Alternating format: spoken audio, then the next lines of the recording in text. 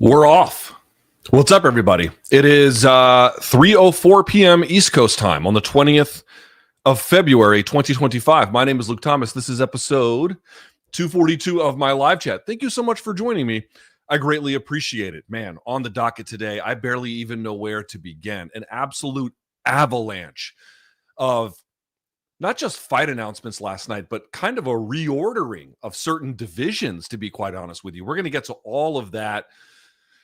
The big Saudi boxing card is on Saturday. Artur Beterbiev taking on Dmity Bivol for the second time. Hardly any buzz for it, but it's still big and important, and the card overall is nuts, so we can get to that. And oh, by the way, Henry Cejudo, Song Yadong taking on each other. UFC Seattle on Saturday. Now, I'm going to ask a question to the audience. I wanted to do both. I cannot. I can only do one, which is I want to do a stream this Saturday. The choices are basically as follows. I can do a boxing stream or I can do a UFC stream. Now, I know what the answer is going to be. Oh, Luke, just do UFC because we mostly care about that. I'll do that if that's what y'all want. But I talked to Othello about this. He'll join me in my little home studio if we do the boxing one. And if we do the boxing one, we're going to start at like 1:30 and go all the way to the end. So we'll do like a 5 or 6 hour extravaganza. So if you would, and if you have any opinions, put it in the chat below. Ant is watching and he might get a poll up. Let me know. Do you want me to do the extravaganza on boxing with Othello or solo at night just to do the one for the UFC Seattle card? It is in your hands. I don't really care. I'll do whatever you guys want. I just want to make sure it's worth your time and worth mine as well. All right? Subscribe to the channel if you haven't. Thumbs up if you're watching. We have so much to get to. So without further ado, let's get this party started.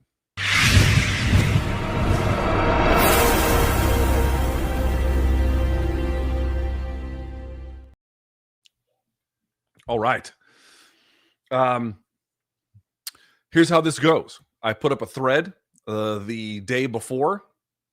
You guys fill it up, and then we go for about an hour on that, and then we get to all of the paid questions thereafter. Let me look at the questions here that you guys put in, because I'm trying to figure out, do I just want to go and react to the news, or do I want to react to the news through the questions? Let me see what you guys have up here.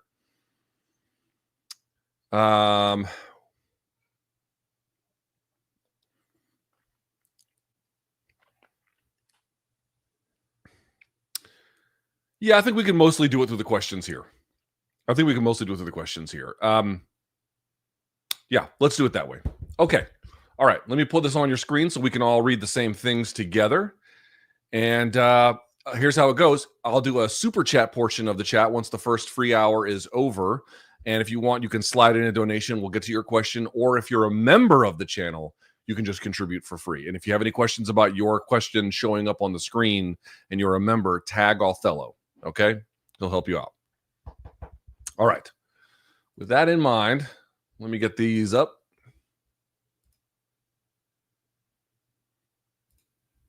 Yes.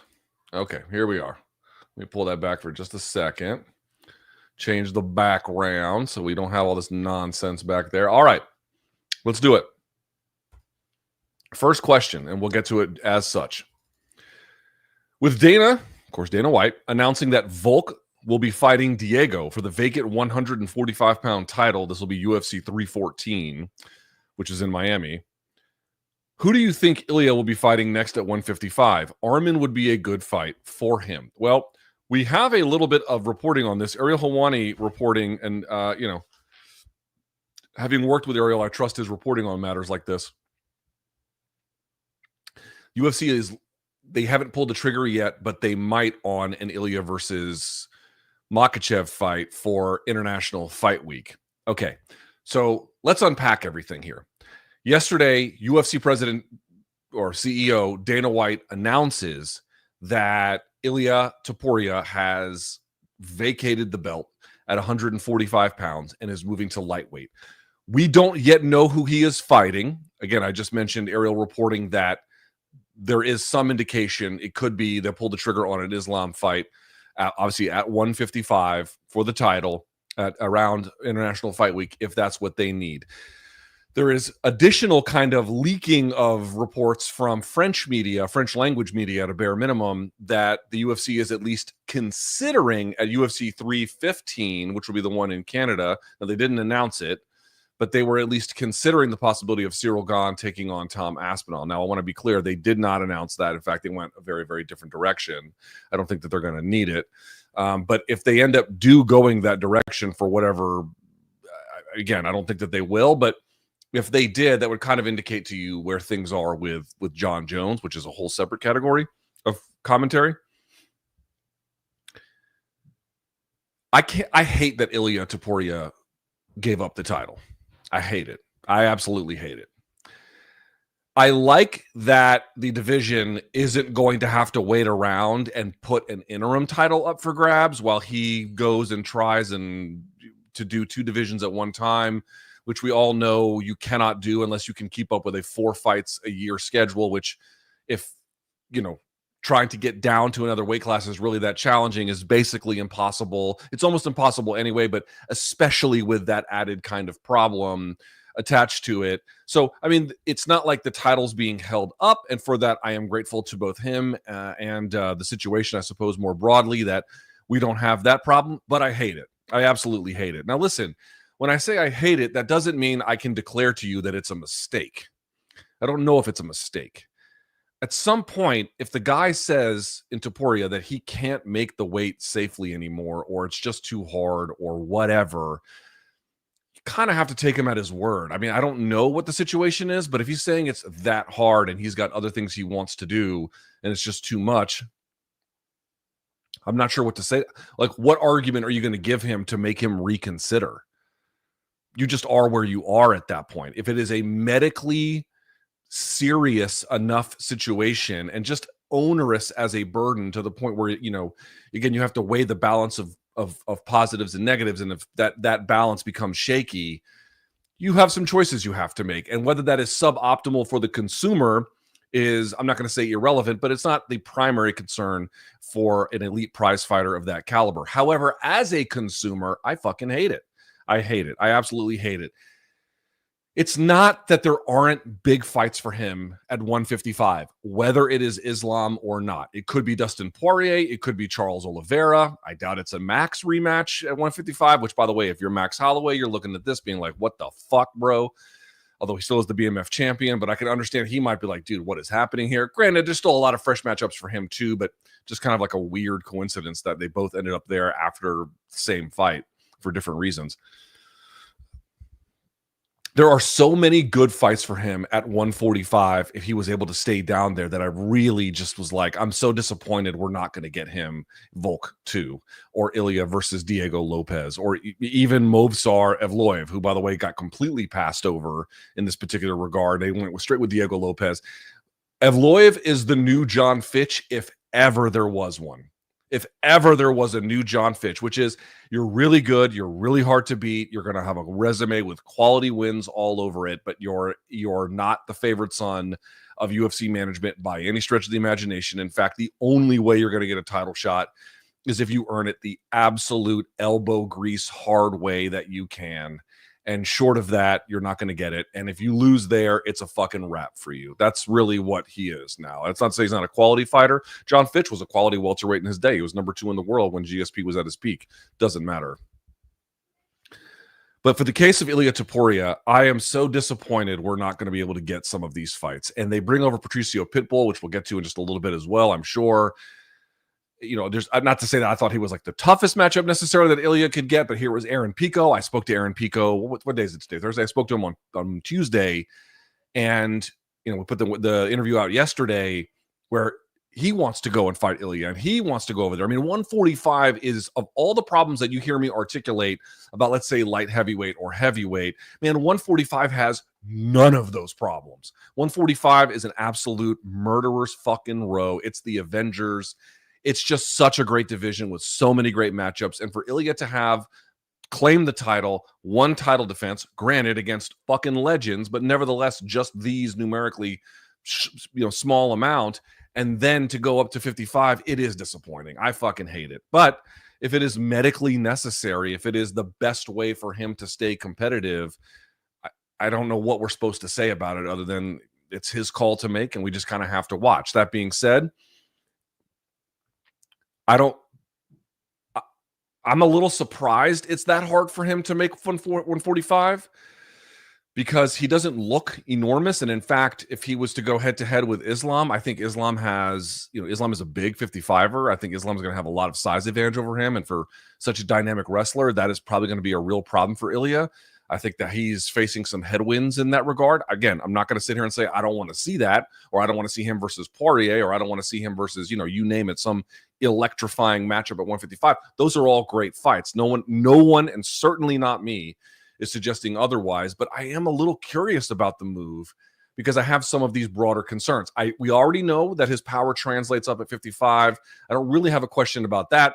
I'd also tell you that, again, I don't know if they're going to pull this trigger or not, but if Ilia goes and fights Islam and he beats Islam, I think right now Poatan is like the hottest celebrated fighter McGregor or Jones or whatever, but who's active and who's out there, making a big name for himself. It's Poatan. But if Ilia ends up fighting Islam and beating him, he'll be the biggest star in the sport by a million miles. That's probably why he's chasing this territory.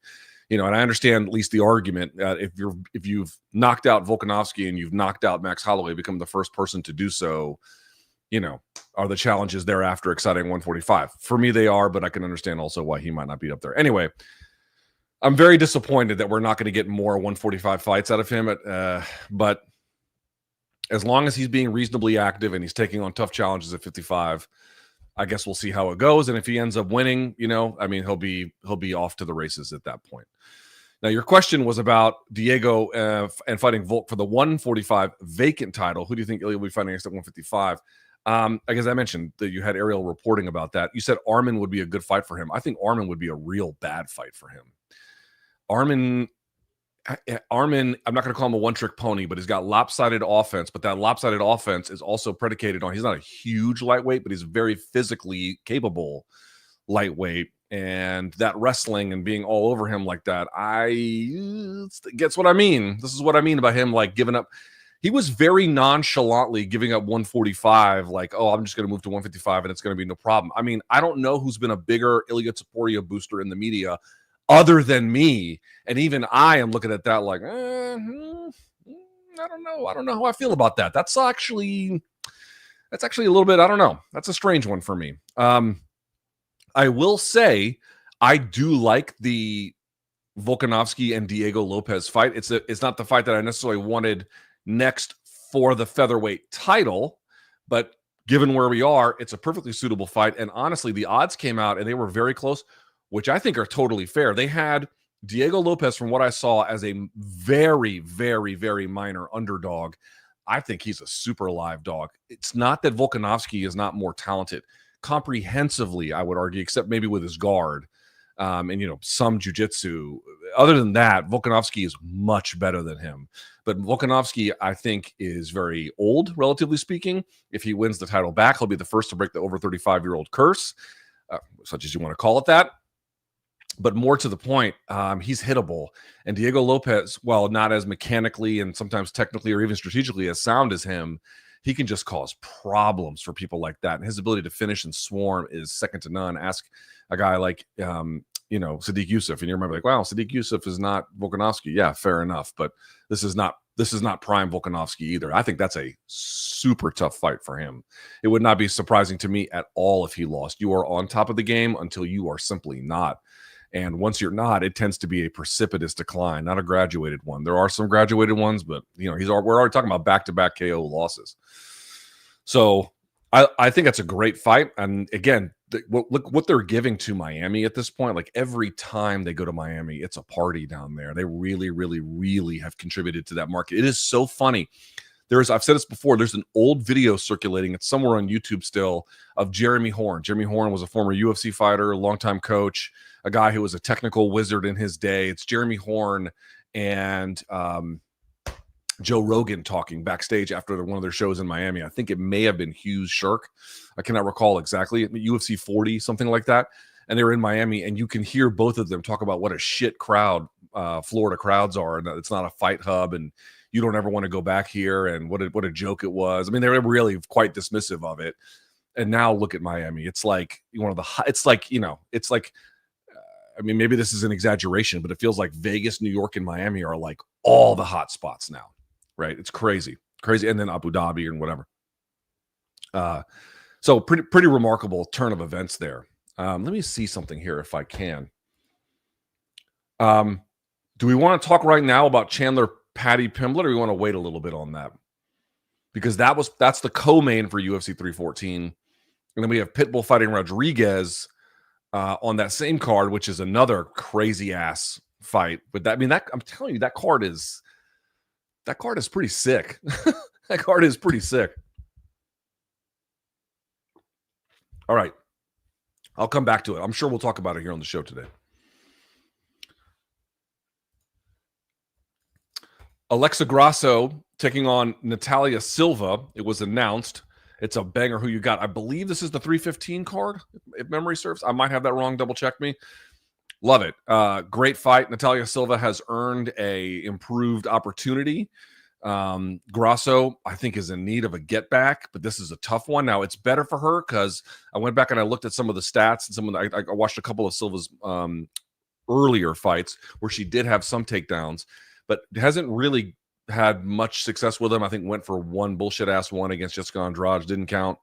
So if you're Grasso and your big weakness was the extent to which your wrestling really, really, really failed you, then this is a great change. This is a very great change. You're going to get somebody who I think has not been as active, has certainly not fought the same level of competition. However, she has very high output in terms of Natália Silva with her strikes landed per minute. She has nearly 1/2 of that strikes absorbed. So she has a great differential in her striking from strikes landed to strikes absorbed.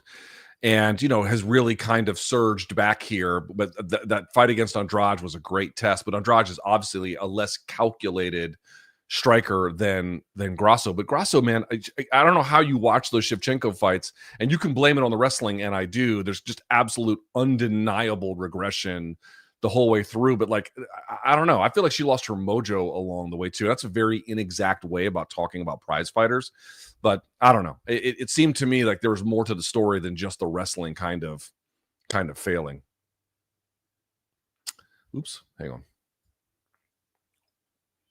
Okay, yeah, here's a Pitbull question down here. Let me skip to that one, and I'll come back to some of the other ones. Oops, excuse me. Can you all see that? Yes. If Pitbull, talking about Pitbull Patricio, or Patricio Pitbull, excuse me, gets through Yair Rodriguez, how do you see his style matching up against Volk or Diego? Also, is there any reason to not, immediately make Ilia versus Islam? We kind of talked about that. Lastly, do you think it's still an on Soit with Connor and Tapturo? No, I don't think so. I mean, what's Connor even doing? Well, UFC signed Patricio Pitbull. Patricio Pitbull is without question the very best fighter in all of Bellator history. His record is remarkable. He won multiple tournaments. And I remember the fight against Joe Warren where, Warren gutted it out and beat him with wrestling.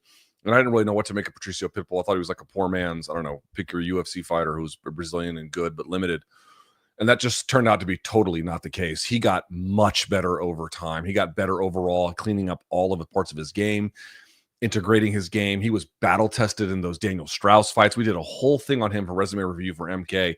He is fucking awesome. And I think he's very, very competitive. In his prime, I think would have been, or, whatever, is competitive with the top of the UFC guys. Whether he's the best featherweight at his prime, it's impossible to say, but clearly a very, very skilled competitor here, like no question about it.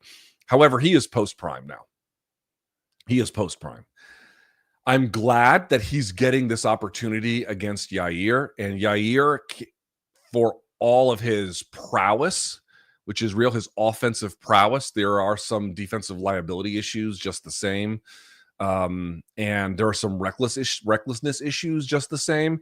And against a guy like Pitbull, that could be costly. But let me pull up Pitbull's resume here if I can. Sorry, I got a bunch of cords here. Patricio Pitbull. So Pitbull currently 36-7 is his record. 37 years of age. He's just post prime, folks. He's just post prime. There's really no other way to say it. You could maybe argue it's the tail end of his prime. I don't think so. If you look at his record here, I'll pull it up here so everyone can see.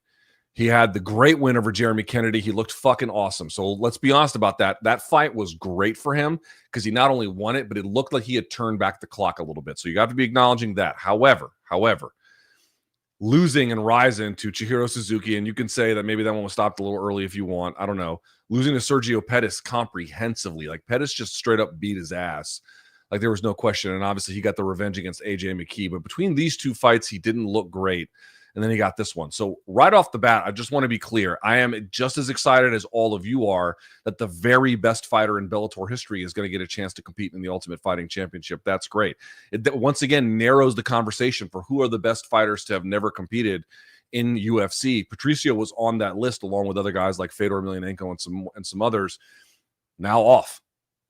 But I have very managed expectations about what you're going to get against Yair this time around, just due to the miles, due to the age, due to the difficulties that he encountered in 2023. Just no question about it. And again, he's been relatively inactive. That one fight in March of 2024. In fact, by the time he competes, it'll have been a year basically, or more actually, since he fought in the UFC. Or sorry, since he fought at all.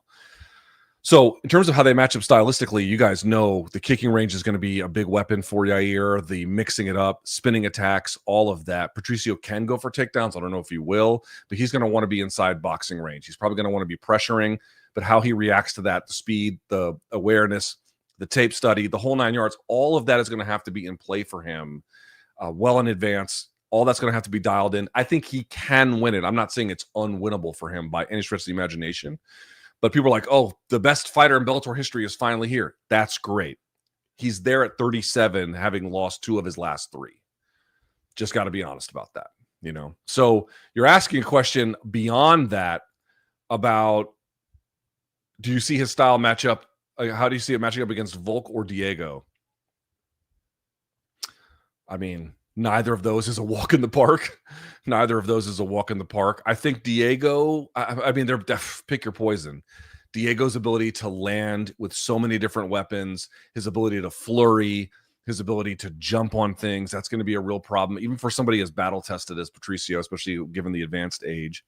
And then for Volk, the ability to just, you know, at range, get Patricio waiting around, working his boxing in range, out of range, not really succumbing too much to the pressure, the forward pressure. I mean, of his, you know, sort of movement. Those are both really tough fights. Who would he match up better against? Probably Volk, only because of, again, I think Volk's susceptibility to being hit and what that means for him in his current state is. I know a lot of people are trying to look past it. I think it's foolish to look past it, but you know.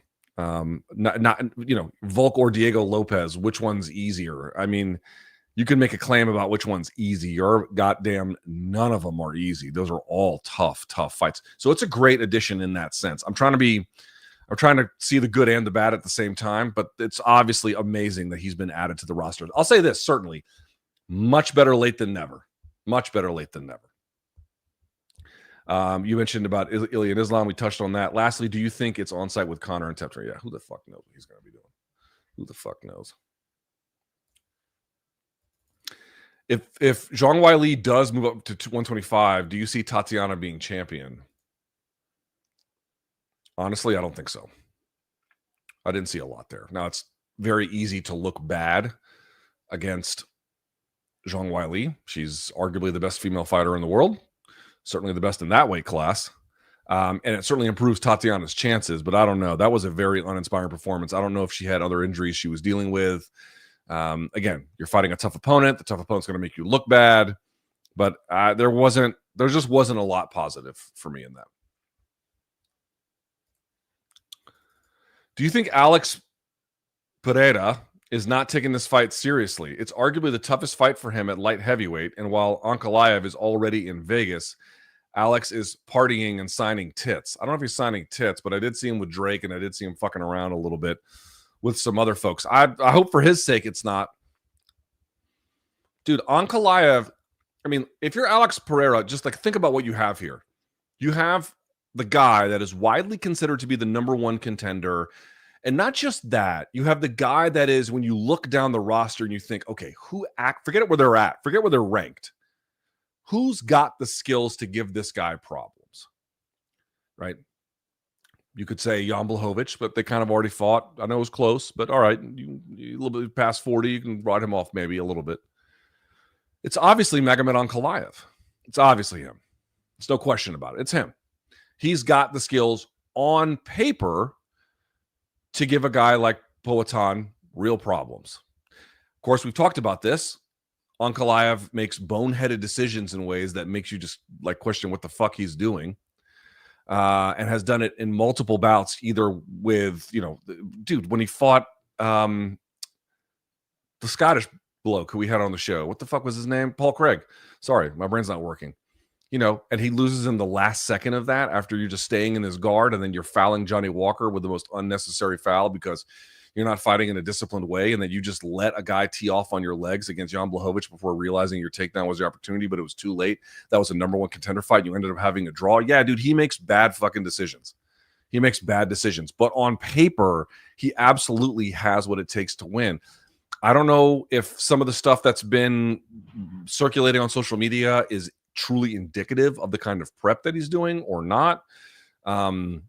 But if this is a guy that I feel like that if Poatan was training for fully, completely, without interruption or obstruction, I feel like would win. Comfortably is a strong word, but would really seal his chances. But if he's fucking around, even for a guy who makes bad decisions in Ankalaev a little more regularly than you would like, that is so fucking dangerous. I mean, when you just think about the results that could happen from that, if Poatan loses, it's not necessarily the end of the world, but that becomes a problem because you wanted him to go up and fight Tom Aspinall. Who's Aspinall going to fight if Jones isn't there? Also, on top of it, now you might say, well, if Poatan loses, Jones fighting Tom Aspinall becomes more likely because the escape valve that he wants to release in terms of the Poatan fight for himself is now basically gone at that point. That is kind of true as well. I suppose it could put pressure, but it may just tell John that he just doesn't want to even fucking bother with it at all. And if he's gone and Poatan loses, dude, Tom Aspinall is in a bad way. That would literally mean that the best fight you could make at heavyweight, is Tom Aspinall versus Cyril Gane. Wow. Wow. I don't hate that fight. It's a fine fight on its own terms. But if that's the very best that heavyweight has to offer, and that's the best opponent the UFC could offer a guy like Tom Aspinall, man, I don't even know what the point would be to keep the division around at that point. I'm not even being facetious. Like, really? That's the biggest fight you can make? Like, why do we have a heavyweight division in that case? There's no allure there after that. And I feel bad for Tom Aspinall because he's obviously amazing. But, he needs some fucking dance partners, for the love of God. What are we talking about here? So that's just an insane possibility that you have to consider. I'll just, again, I think for Poatan's sake, I really, really, really hope he is taking this seriously.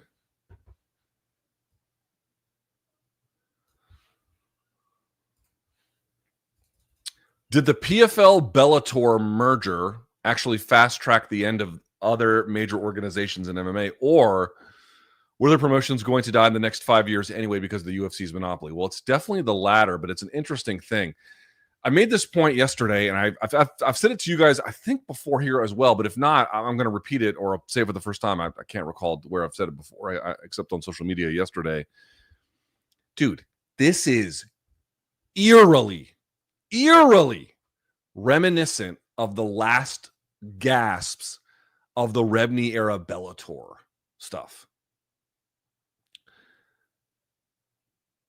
Bjorn Rebny's last act as the head of Bellator was to now segregate.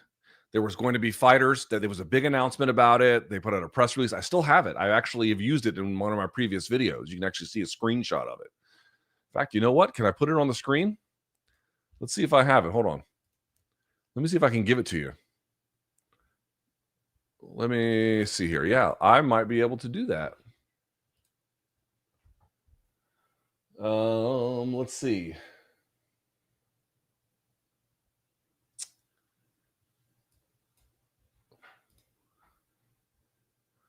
I think I got it. Oh, no, I don't know if this is it or not. No, that's not it. I'll have to find it. But the point being is his last act as promoter was, again, we're going to have the pool of all the guys who fight in the tournaments because that was at their time their identity.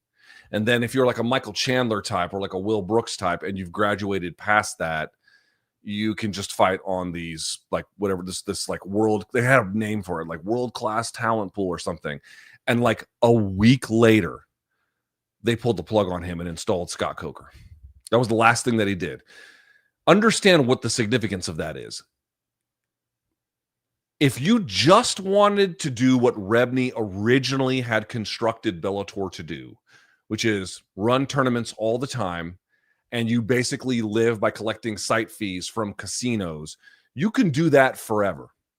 But that is not what happened. What happened was they had ambitions beyond that. Viacom at the time, Paramount ultimately, but Viacom at the time, they wanted a rival to UFC after they were going to lose UFC rights because UFC was going to go to Fox Sports. So they wanted to do more than that. And when they wanted to do more than that, they quickly realized that the tournament was not some kind of brand differentiator that made them stand apart. It was actually a hindrance to the product. That is exactly where PFL finds itself today, where you have elite talent like Vadim Nemkov, like Corey Anderson, like Aaron Pico, like formerly Patricio Pitbull, like, I mean, I can go on down the fucking list. All of these guys are saying the exact same thing. They want more fights. Patchy Mix, you guys know the story at this point. What's the common denominator? The PFL doesn't have a consistent, reliable vehicle to make use of elite non-tournament fighters. They can do a one-off pay-per-view that probably doesn't even sell well with Francis because they can barely find an opponent for him. They did that, I think, successfully. Let's give them credit where credit is due. I thought the fight between Usman Nurmagomedov and Paul Hughes was fucking awesome. They promoted it pretty well, I thought. It was in a decent enough arena where the crowd traveled. Like that one worked. And then you're not going to have another title fight for 7 months. They told us they were not going to have it in April when the tournament start, or May, or June. They're going to have it in July. You're going to have a 7-month fucking break while stars in your organization, or bare minimum, some of the very, very well-known guys, a lot of them over from Bellator, but not exclusively, basically, and Johnny Eblen, add him to the list, begging for more fights. Begging. They don't have an ability. If they just wanted to run tournaments and be a low-level organization, they could have done that probably for a very long time. They wouldn't be the PFL as we understand them, but they probably could have done it. But they had ambitions beyond that. They want you to believe there's a duopoly. I mean, of course, that's a fucking ridiculous thing to say, but that's what they want you to believe. And that they have as many ranked fighters as the UFC does. Another ludicrous claim that belies the actual understanding of what's really happening. But that's what they're trying to do. That's the scale of their ambition. And yet they have no vehicle to make use of the guys that allow them to be able to say, we have all these ranked fighters. We have all these good fighters. Look at all the fighters in our stable. The best fighters in their stable are the most inactive ones. Holy shit. How can you run a product that way? How can you run an MMA promotion where you have 7 months of no title fights? I'm sorry to bring up the term again. It's promotional malpractice.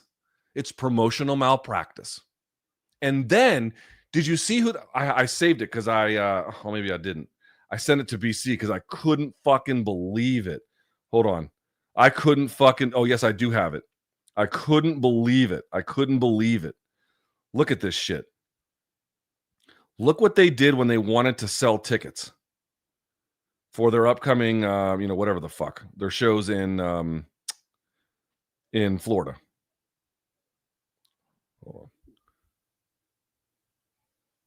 Here we go. Look at this. Look who they put on the thing to sell tickets. Now, are you shitting me?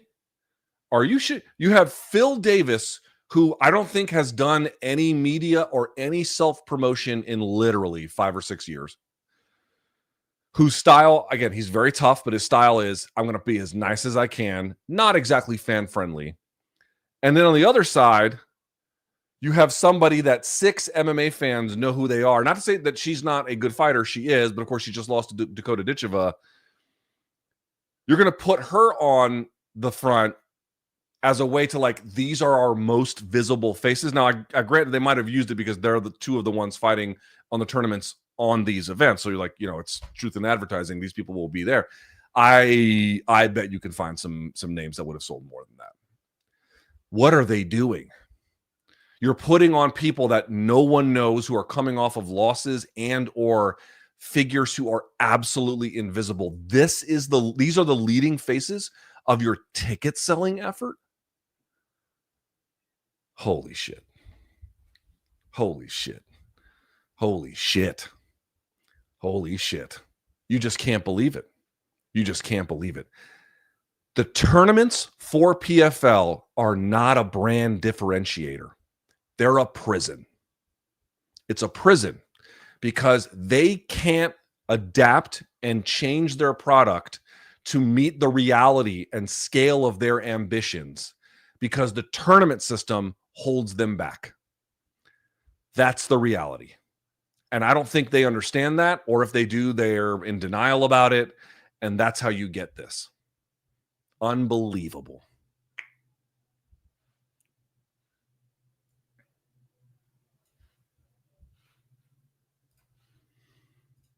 If Cejudo loses, should he retire? If he wins, who should he fight next? Well, I mean, these are always very difficult questions, but I always give the same disclaimer, which is I cannot tell a grown man to retire. I cannot tell Israel Adesanya to retire. I cannot tell Henry to retire, but like, I'm not their parents, but if it was me, yeah, I would tell him to retire if he loses. I mean, it's not like beating Song Yadong, or I should say losing to Song Yadong as some kind of like mark of shame. Song is a very, very good fighter, but what is he, 37? How old is Henry? He's 37 if memory serves, right? Let me see when his birthday is. Henry Cejudo is 16-4. He's 38. Excuse me. He's 38. 38. He just turned 38 in February, but he's 38. He hasn't won since May of 2020. Yeah, I'd hang it up. Now, to that point, if he wins, and you're asking who should he fight next, I mean, I'll say this. If the fight against Song Yadong is competitive and he doesn't take like a lot of abuse, you don't have to retire. But if he ends up taking abuse, or it's like really one-sided, it's like a clear ass kicking, then I absolutely would recommend calling it a day. If he wins, he's currently sitting at 7. You could do the Chito verified. You could do Davison Figueiredo. You could do Henry Cejudo versus Corey Sandhagen. There'd be a few good fights you could do if he ends up being able to, turn back time or something. But short of that, he's fucked.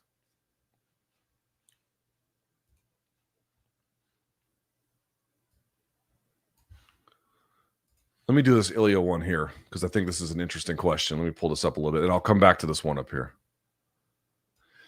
Is Ilia Topuria doing a more buttoned-up, successful version of Conor's career?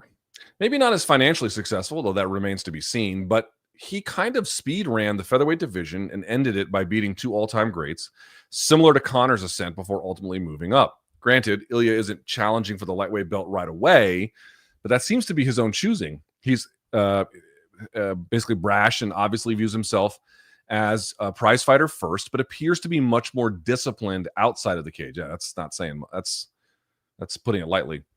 On the same note, might we see something like Khabib's career as well when Ilia's is said and done? Gets in, kicks a ton of ass, and then retires before his physical decline sets in. He seems to be navigating his career trajectory with a rare degree of mastery. Well, we will see how everything goes at 155 first before we can declare that mastery. Conor, for folks who were not around or may not remember, when Conor was cutting to 145, he arguably, here, let's pull up his career. Let's pull up his career here. Conor McGregor. I want to show you guys something. And I know you've seen these if you're a true fight fan. I'm not showing you anything you haven't seen before.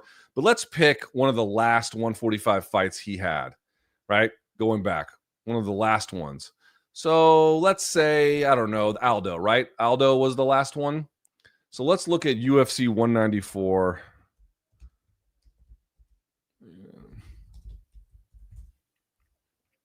Let me just see if I can find a good image for you. Yeah, this is Conor. This is Conor. Look at this shit before UFC 194. This was his last welter. This was his last featherweight bout. I should say, at a bare minimum, his last featherweight weigh-in, which is actually really the more important distinction here. Look at this shit. Look at that. Ilia has never looked like that, to my knowledge. He's never looked like that. Dude, look at this shit. Look at his face. He's unrecognizable. Look at that over here. That's crazy. Same thing. Look at that. Gaunt isn't even the word. Now, props to him in that particular regard for having the fucking discipline to be able to get his body down to that weight. But when he went up to 55, it felt long overdue in terms of what was right for his body, right? He looked like death on the scales. I've never seen Ilia look that bad. So this is what I mean. Like, Conor going up to 55 at the time that he did felt reasonably well timed, all things being what they were. Again, there was still business at 145. But in terms of what it meant for his body, you didn't necessarily want to fight it in that regard. But let me see here. Is he speedrunning Conor's thing? So I think it's going to be, for Ilia, it's going to be really dependent on like how successful 155 goes. Because what if he goes up there and he looks good for the most part? Like, he doesn't look outskilled by a stretch of the imagination, but the guys are just too big. I was cage side when Demetrius Johnson fought Dominic Cruz. Dude, Dominic Cruz didn't look to me more skilled than Demetrius, but he looked a lot bigger. And that made a huge difference in the end. What if you end up getting something like that for Ilia? Then I don't know if you can have this. You cannot have the same kind of footsteps thereafter. However, the parallels do seem to be sort of noteworthy. You blast through 145, you beat the reigning king/kings in this regard, and then you just jump to 55 and you try and strike while the iron is hot, and then see what you can do. And as I mentioned, if he ends up fighting Islam and beats Islam, mark my words, he'll be the biggest star in the sport, and he'll be the biggest star in the sport by a considerable distance at that point. And if Poatan loses to Ankalaev, well, then forget it. It's not even a question at that point. However, of course, if the opposite is true, if Poatan ends up beating Ankalaev and now the only fights that are relevant are Jones and Aspinall, and Ilia fights, I don't know, I mentioned Charles Oliveira and then loses, it's a completely different conversation. But I'm just sort of pointing out, like, for Ilia, if you get a fight with Islam and you win, and let's say you win authoritatively, he'll be the biggest star in the sport. And so in that sense, he will have speed rung everything. And there was also a lot of pervasive doubt about Conor. Oh, so-and-so will stop him. By the time he gets to Poirier will stop him. By the time he gets to Aldo, certainly Aldo's going to stop him. And he just kept beating everyone. Now, I was big on Topuria, and some of you were early on, but there have been pervasive doubts about him following the whole way through, so it's not something you can utterly discount on top of it. So there are some parallels in that sense as well. But I'll just say this, the very, very, very best fighters I've ever seen both did amazing things in the octagon and then retired while they still could beat the best guys. St. Pierre versus Robert Whittaker. Maybe St. Pierre loses it. I don't know. But I wouldn't have hated his chances. Khabib after Justin Gaethje. Who the fuck was going to beat him? The next guy? Always a possibility. Probably unlikely. Especially unlikely in his case, I think. Topuria seems to me to realize the very best way to do this is strike while the iron is as hot as possible. If you really believe in yourself, and he seems to really think he can do this, and we'll see if he's right. And if you really sincerely believe that, and you can follow that, you just keep upping the ante. You keep making it impossible for you to be denied. But on the other side, you call it a day early to preserve not just what you've done, but your health as well. These seem to be priorities for him. Again, that jump to 55, I don't know what to make of it. I've seen him do it, obviously. You've seen him do it. But, Jai Herbert is a different level of fighter than Islam Makhachev, to put it mildly. Very different. All right, I got Ant blowing me up here. What's he saying? Oh, they want the boxing show. Okay, so 67% want a boxing show live stream. Okay. Oh, interesting. What does Pitbull do in the UFC? 19% loses a bunch, which is possible.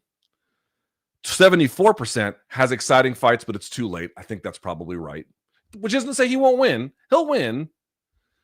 5% fights for a title, and then 2% wins a UFC title. I don't think winning a title at 37 in the UFC is really in the cards, but Michael Chandler's made a lot of valuable use out of his UFC time.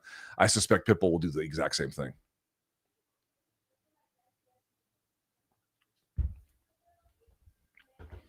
All right, let's go back to the one that I missed about Tom Aspinall and John Jones. Man, I could go for 10 hours today. I could do it. Should the fight with John Jones fall through, and with the shallow state of the heavyweight division, will the only way to legitimize Tom's undisputed champion status for the public be for both Tom and Dana to actively start throwing John under the bus for avoiding, asking for too much, Dana's favorite, there are different ways to avoid a fight, etc., to remind the audience constantly that it's not Tom's fault? Yes, I don't think you're going to see Dana aggressively throw John under the bus if John doesn't end up fighting. If John just calls it a day, or maybe they end up giving him the fucking Poatan fight because they'd rather have that than not. But let's just say the John versus Tom fight and whatever permutation doesn't happen. I don't think Dana's going to kill him publicly, like he did Greg Jackson when he called him a sport killer after John refused to fight. Who was it? Chael Sonnen on short notice when Dan Henderson pulled out. I don't think you're going to get that, but I think that they will do a bit of a media blitz discussing how Tom is the most avoided guy in the sport, how he's the future of the sport. Like they'll really lean into that in a way that they've been leaning into John being the greatest of all time, probably to, coax him into staying or otherwise making him feel appreciated, and then wanting to take fights he probably doesn't need to, and maybe it sounds like doesn't want to. That's kind of what they're up against. So, I do think there will be a media blitz. Yes, you will see the messaging around it change. I just don't think they're going to kill John. I mean, if John ends, again, if John's heavyweight run is Cyril Gane and Stipe Miocic, well, then there isn't much you can say about it. It's not really all that interesting. But I've said before, John never had to fight there and would still have a claim, in my view, to be the very best to ever done it. I lived through his entire light heavyweight run. It was fucking spectacular. I don't give a shit what revisionist history some bozo who started watching the fights 4 years ago has to say. I lived through that run. It was insane. And it was insane because, as I've said before, at the time he was cooking, 205 was the marquee division. And the reason it's in shambles today is because he fucking destroyed it. Like it's unfortunate that division is the way that it is, but he destroyed it. He destroyed every legend along the way. He destroyed every figure of prominence in his prime. He destroyed it. He destroyed it. There was nothing. There was just ashes left from what he had done. I've never seen fighters. Not St. Pierre didn't do that to welterweight. And again, there are bigger issues in play about like how light heavyweight or heavyweight are repopulating themselves and who is going in there versus not going in there before, but he destroyed it. He laid waste to everybody. So, it's not like, even if Dana is mad, how do you change that? You don't. He's the easiest Hall of Fame call of all time. Like I know he's already in for like the Gustafsson fight or whatever, but it's a super easy call to put him in there. It's just a matter of, it's just ridiculous to even suggest otherwise. So I just don't think they're going to kill him if he doesn't take it, but they'll do a little bit of killing, and then they're going to do a lot of promotion for Tom, I think, or at least the messaging will change pretty significantly. Another John one. John Jones has been too silent on fighting. Well, he was live on Instagram sounding drunk as shit. I think he is waiting for the Pereira fight to see if he either wins or loses. I think that's right. challenge him anyways and avoid Aspinall. What do you think? I mean, I said this before. People don't seem to care, but it seems very relevant to me. You have him getting arrested in Hall of Fame weekend in Las Vegas.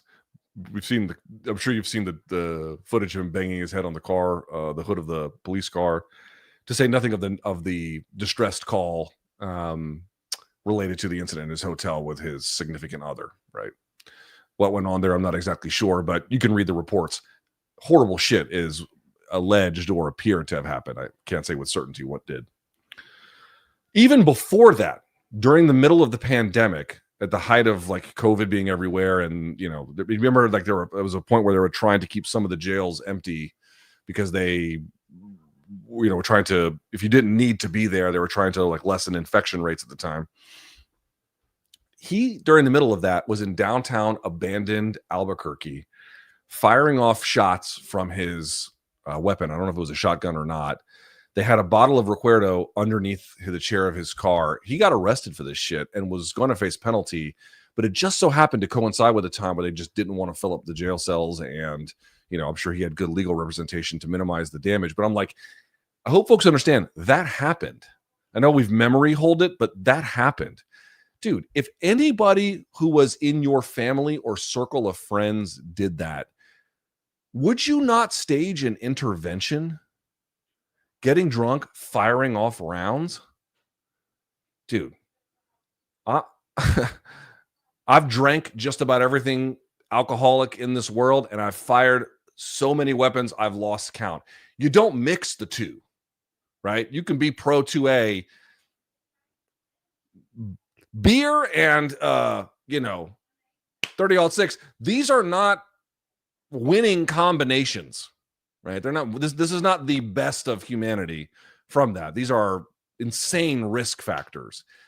And then, of course, you have that incident, then the subsequent one in Hall of Fame, and then this one he went on live where he didn't sound sober to me at all. And it's like, okay, I don't know what effect that will have on him because he did shit like this through his whole career and he just still destroyed everybody in his wake. But, it's also not 2013 anymore.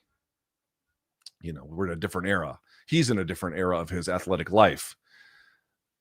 Beyond whether he even makes it to the octagon, it seems to me like he's got, I'm just going to guess here, I don't know, unresolved issues, I think is a very modest and euphemistic way to put it, right?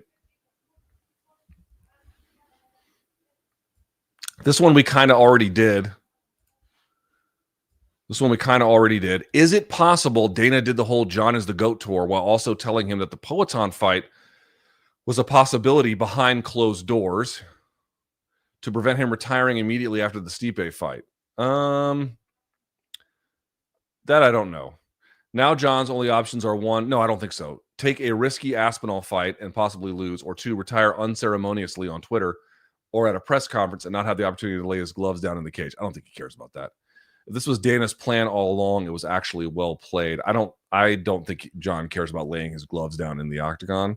Not everyone does that. St. Pierre held a press conference when he retired, and it was fucking beautiful.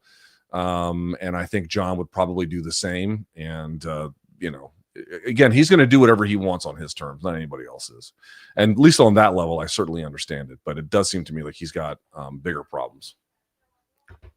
Jesus, all these questions are about Poatan. Let's get to a Volk question here. What would Volk beating Lopez do for his legacy? More than you might imagine, actually. He would recapture the belt, but it isn't against the guy who knocked him out cold. That's true. I feel like all of his future featherweight wins would have an asterisk. He's not the real champ. He's lucky Ilia left. Well, yes and no. I mean, first of all, didn't half of you regale me with the story that the win that Ilia had over him didn't even fucking count because he was in some kind of lesser state by having been knocked out by Makhachev earlier, right? I had so many people be like, oh, it doesn't count because he had just been knocked out. And now it's now the most granted, it was an authoritative win ultimately in terms of what happened, but now there's no question marks about it. Now it's the most unimpeachable one that he has to strive against. Why do you have to strive against something that barely should have even counted? Get the fucking... There's water boiling and the tea kettle is just going.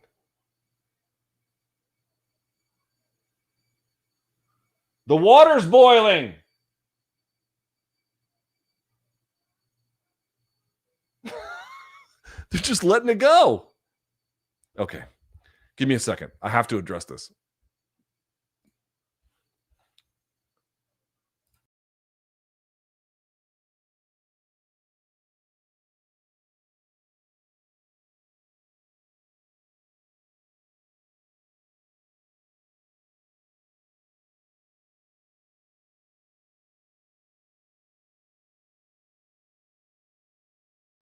Sorry about that. What the fuck?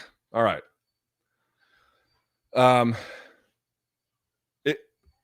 Putting that aside, you're right. You can't get it back.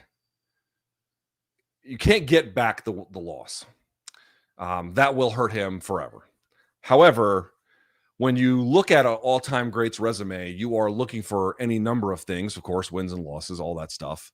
But you're also looking for how they bounced back from defeat at intervals where that happened. Of course, in what context? This is a title fight. This is not a non-title fight. It's not like starting back, in the queue. It's right once more into the breach, at the very top of the breach, I suppose. To become a two-time champion, I think would be an enormous boost. It would still mean that he holds dominion over, top peers. By the way, as I mentioned, he'd be the first fighter at 155 and below over the age of 35 to capture UFC gold.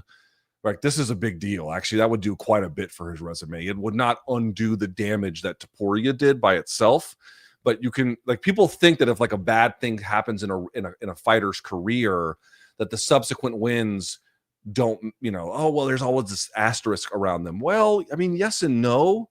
Yes, it's not the same thing as beating the guy who, did it before, but it's not in any way true that there's not huge value to it. There's huge value to it. There's value in terms of what it means to get back into the win column at this point. There's value, as I mentioned, in terms of the history, being his age, becoming a two-time champion, what it would signify to be that good and ahead of your peers while they are surging and you're coming off of losses. Like Aldo losing to Conor and then getting right back at UFC 200 and beating the fuck out of Frankie Edgar. Enormously impressive. And it added to the depth of his featherweight resume. If Volk was able to do that against Lopez, it would do the exact same thing or something, pretty similar, obviously. So I understand the point that, he can't get the one that really matters the most back. But just because you can't get the one that matters the most back doesn't mean you can't get really valuable stuff thereafter. And those things in total, when you're really measuring someone's resume, that second or third chapter, however you wish to define this, really can be a key contributor. I mean, he's already probably going to go in the Hall of Fame, but, just what it could actually do in terms of the overall body of work, it matters significantly. A UFC title fight I'm not going to say there's never been a bullshit UFC title fight, but in 2025, these are not bullshit fights. Not even close. These are real ass fights that matter significantly and carry significant weight either for a victory or a defeat. All right, we'll do another one for Ankalaev and Poatan because people are apparently very interested in that. In a scenario where Ankalaev definitively beats Poatan and a rematch is not necessary, wow, that would have to be an ass whooping. What could you do next with Poatan, and what is the next title fight at 205? You could move him to heavyweight. I tend to think that did I even put that up? Here, sorry, I forgot to do it. Sorry about that. Let's do it this way. It's this one. In a scenario where Ankalaev definitively beats Poatan, what do? They're going to do a rematch. Poatan is the most popular fighter that they have right now. Or again, Conor's more, John's more, but you know what I mean? Like active. And I guess John's sort of active, but at the very, very, very tail end of activity. In fact, he could be done. We don't even know. But you know what I mean? Guys who've got a little bit of runway left in front of them. He's the most popular guy. They're going to do an automatic rematch. They're going to make... They made Ankalaev wait all this time to get a title shot. They're probably going to make him do it twice. You know what I mean? If he beats him. They don't trust him. Clearly, they don't trust him, right? They're going to make him do it twice.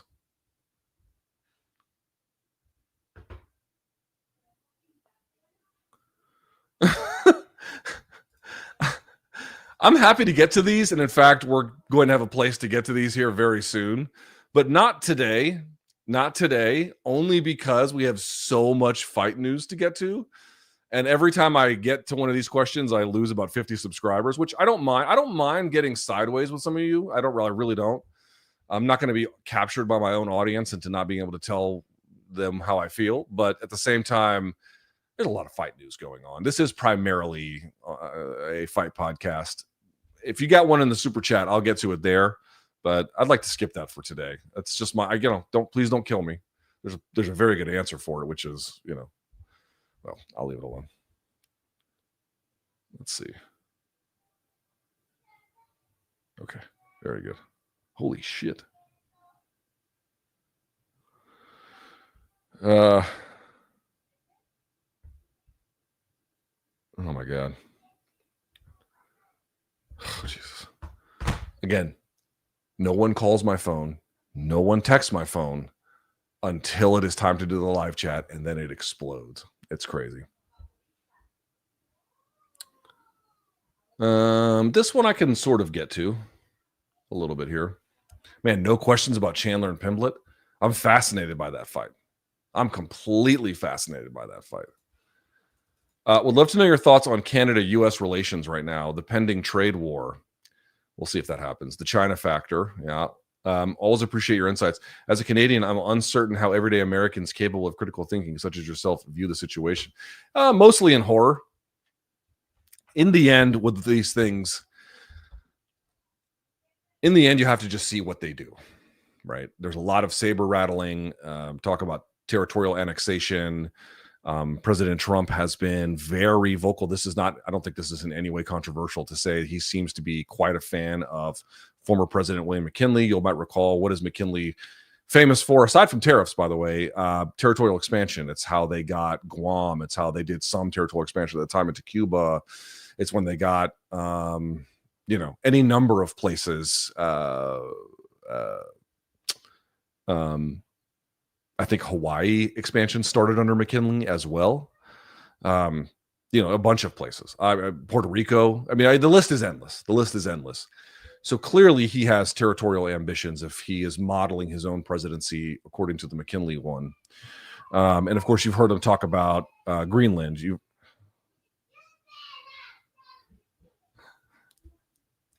Godzilla. Oh my God. My daughter is fighting in Spanish with her grandmother. They're yelling at each other. I don't know if y'all can hear it, but that's what they're doing. Okay. All right. Sorry. It's a little hard to not be sidetracked. She's mad that Abuela won't put on Disney Plus for her. All right. That aside,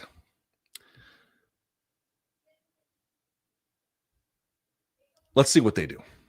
It seems to me deeply implausible that there is any world where Canada ever becomes annexed. Seems to me less plausible that there's a world where it's more likely that you could see some kind of trade war or conflict. That seems legitimate, or you have to take that possibility seriously. I don't know what to say. I find it all incredibly distressing. I think Canada is one of the best border allies any country could ever ask for. That's not to say that there aren't ways in which the trade relationship could be improved, or other versions of, diplomatic efforts to seek a variety of solutions to any kind of mercantilist or other forms of economic dispute. But at the same time, this is a peaceful nation that literally has very little military, in part because, yes, of course, they count on us, but at the same time, they're not a threat. They speak a similar language. They have similar values. They have similar history. They are our biggest, or one of our biggest, I should say, it's not quite true, one of our biggest trading partners. They're important for the American economy. Like, it doesn't make a lot of sense to me to get sideways with them as a sort of a general posture. So let's see what they do. I don't know if you guys saw this yesterday. It won't be on your radar. It was very much on my radar. Similar to how Trump said he wanted to go after Greenland, which we've talked about before, totally tells you how they feel about climate change. They absolutely think that it's real, and they absolutely want to prepare for it. That is 100% what is happening there. And then beyond that, Canada and some other places as well. Did you see what he said about DC yesterday? He said yesterday that he didn't exactly say what he wanted to do about it, specifically like what mechanism that they wanted to pull, but that they wanted to end 50 years of DC home rule, 1973, 74, whatever it was. 73, because the 50-year anniversary was in December of 73. Sorry, with the 23. 50 years of home rule. We have limited self-rule here in the city of 700,000 people. And it wasn't clear what he meant by that, because I don't know what mechanism they would do. There's one senator, one congressman that have proposed legislation. I don't know if you guys saw this. It's called the Bowser Act. The mayor of DC, her last name is Bowser, Muriel Bowser. And so, Bowser stands for something. It's like bringing balance or whatever the fuck, each letter stands for something. And the law, the bill, if passed, it's been introduced previously and it's failed in committee. I don't know what the likelihood of it is. And he didn't endorse the legislation specifically. He just kind of made a vague reference to taking over DC. The bill, if it was ever passed and signed into law, would effectively eliminate the entire DC government. I mean, understand something. I'm a taxpayer here in a city. This is my government. I have a local ANC commissioner. There's people that collect my trash. I pay my bill to DC Water. It's a city. There's been great consternation and difficulty in improving the education system here, and there's been real success at that. My daughter goes to public school. I pay my taxes into public school. It's a city. And the notion that there are people, it's like insanely. Imagine if they just said, we don't want Houston to be able to run its own affairs anymore. We're just going to take it over. We're just going to change federal law so that Houston no longer has a mayor. It no longer has a city council. We're just going to establish a new government of our choosing, and they will run Houston. You'd be like, what the fuck are you talking about? People in Houston have a right to elect their own mayor. They have a right to vote on their own affairs, and then more broadly, Texas and then the nation, depending on the office and the election. They would just eliminate the DC government. Straight up eliminated. Who the fuck's? And by the way, the legislation also, if it was ever passed, it would give them 1 year to kill it off. So it wouldn't happen automatically. It would give them a year. But there's nothing in the legislation to say what would come after. Well, what would come after. Somebody has to run the city, right? Somebody has to be a kind of mayor. There has to be some kind of apparatus to get a budget passed. There has to be a tax office. Who's going to run the city services as it relates to ambulances, or who's going to pay the fire department, or some kind of apparatus has to exist there. Well, it tells you what they would do. I've been living here on and off since the 1980s. I love the city. I could stand to see some things improved for sure, but I don't hate DC. People who hate DC and who vote here, that's really what comes down to it. That's the issue, is like who votes. The notion that you could just erase from an American city the ability of the people in that city to have any say over their own leadership is fucking insane. And none of you who would probably, it's DC, it's different. This is not like them, which they do have the legal ability to look at anything that the DC commission passes, the city council, I should say, excuse me. They can look at all of that. That's part of the law. It's a stupid law, but it's real. They can do it. Jason Chaffetz, when he was representing Nebraska, used to fuck with DC laws and bills and budgets that were passed all the time. By the way, DC tax basis is surplus here. The city makes money, not just collects it, but they run a budget surplus here, a balanced budget. That's not what they're proposing. They're proposing eliminating the fucking government. And I'm supposed to be cheery about that? Think about what they would install if they eliminated that. They would install loyalists like they do in every other fucking place. They wouldn't install people who are rightfully elected. They wouldn't install people who represent the community. I live here. These are my neighbors. And my neighbors aren't wealthy. I don't live in a wealthy area of DC. Trust me. Trust me, I don't. We should have the right to vote on our own affairs. We should have the right to control who collects our trash.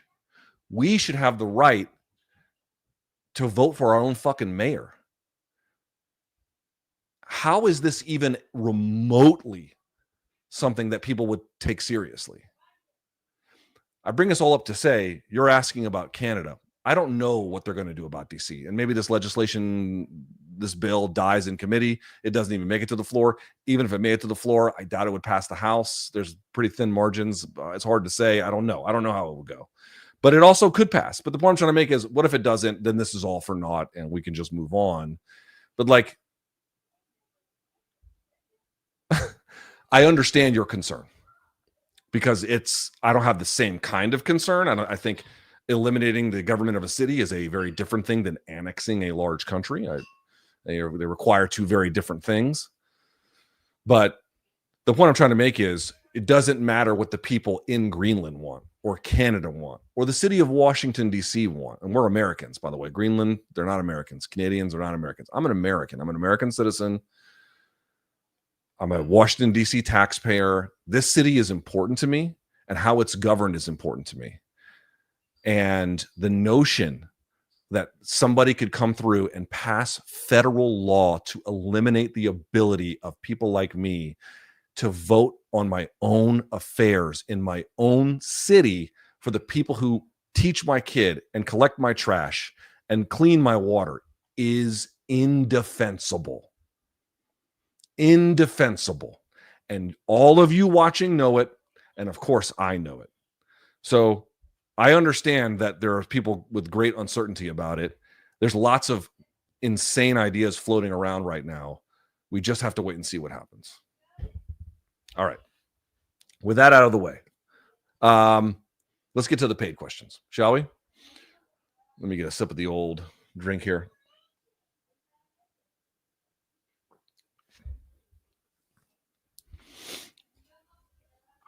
Oh, Jesus, there's a bunch. All right. Joe says, you're taking all the suspect social security payments reportedly going to 12 million folks over 120 years old. Guys, please don't believe this bullshit. There was an inspector general report that looked at waste, fraud, and abuse for the social security payouts between 2015 and 2022. And they found that there was mostly overpayment, but in the grand total of allotments paid out, the ones that they found that were fraudulent were less than 1%. It is one of the most successful, not just social programs, but any government programs that the United States has ever had. And there have been continuous efforts over the years in a variety of different forms to change or alter or eliminate Social Security. And the last Republican one, and I know this is true because I went to an entire thing about it at the Cato Institute over on Massachusetts Avenue when they wanted to privatize it. I even read a whole book that they put out, a compendium on it. They wanted to privatize Social Security. And there was some movement around it, but ultimately it failed. There is, of course, in any government program going to be waste, fraud, and abuse. But Social Security has been one of, as I mentioned, the most successful at the time in which it was created, pulling 2/3 of the then adults in the country out of poverty and keeping them there. Do you guys remember that story? I think it was in Esquire or maybe it was GQ magazine. The homeless guy who was writing the story about his own homeless life. And I recommended it on social. I think I even recommended it here. Do you guys remember that? Read the story. The only thing keeping that guy alive was Social Security. That's it. That's it. There was nothing else. Without that, truly he would die in the streets. It's certainly, again, there are issues related to, again, paying into it, and you're paying, it's not a deposit account. You're paying the current generation, and the next one pays over. There are, of course, any number of issues to solve as it relates to that. And then, how old you need to be to collect, and raising the age in terms of when it can be. And there's any number of adjustments that can be made to any particular program. And again, certainly, people who don't need the money shouldn't be getting it. People who are not eligible for the money should not be getting it. But I'm trying to be as like clear as I can. I had people write me being like, are you saying that they haven't found any waste, fraud, and abuse? Doge. Guys, the GAO found hundreds of billions of fraud, well, I won't say fraud, but waste at a bare minimum in Medicare. We, of course, know it exists, but it's well identified. The problems are less about solving that, although that's an important one, but it's just the math about how do you care for an aging or declining or an otherwise impoverished population mathematically. How do you do that? How do you do that? And these guys being like, oh, there's people 150 years old, getting money because they don't understand COBOL programming into the systems. Like, it's just, I can't believe people take these fucking guys seriously. If you want to take waste, fraud, and abuse seriously, fine. I mean, yes. Who would deny that it's part of it? It's part of it. But we've got people who have looked into this, have found real huge sums of money. Seems to me like if we've already got it identified and tracked, doing something about that is probably the best. And the real reality is this is just a thing that one party in this country has been, as long as I have been an adult and as long as I've had any consciousness of political life in this country, that one party has had their sights on dismantling, minimizing, some way constraining or otherwise eliminating or privatizing Social Security. This is not new. It's the same thing with DC Home Rule. It's one party that comes to town every fucking time, and they all say the exact same shit, how they want to just take over DC governance because they just don't like who votes here. All the other shit is ridiculous. There's not a fucking ounce of truth to it. I live here. I will tell you the truth about what actually happens here. It's the same thing with Social Security. It's the exact same fucking thing. But what are they going to do? I don't know. People voted for this. We will see. Willie, welcome to the party. Jaden, welcome to the party. Willie says, my Irish granddad, Barty, died this week, age 100. Holy shit. He broke his hip at 98. I'm sorry to hear that. Fully rehabbed it and carried on living independently. Hell yeah. He smoked, never exercised. Hell yeah. And drank whiskey every day. Well, he sounds great. He told anyone who advised him to fuck off. Well, you know what? Shouts to Barty. What a man. Sonny says, Luke, assuming Ilia fights Islam next, if Topuria stops him, is it the greatest 3-fight streak in UFC history? Wow, that's a great question. So if you knock out Alexander Volkanovski and you knock out Max Holloway, and then let's just say you knock out Islam. Yeah, because yeah, that might be. I'd have to think about that for a second, but that might be. That might be. That's an insane level of achievement. That's actually hard to even wrap your head around. You went up a weight class and you fought the number one guy, not merely in that weight class, but in the world, and you starched him after beating, well, one of the guys at one time was also pound for pound number one, but then the other guy being the champion. I mean, you won't see that very often. Sam, welcome to the party. Samoa Joe, welcome to the party. George says, DDP and Dom Cruz are two champs with unusual fight styles. Have there been top contenders that almost made it to the mountaintop being more unorthodox? On the boxing side, I mean, it's hard to say exactly how far he got, but Emmanuel Augustus, the drunken master, he had a totally unorthodox style. I'm trying to think. Somebody else that, as I mentioned before, Jeff Newton, the original Karate Kid, Wonder Boy to an extent. Now, there weren't champions. I'm trying to think of champions.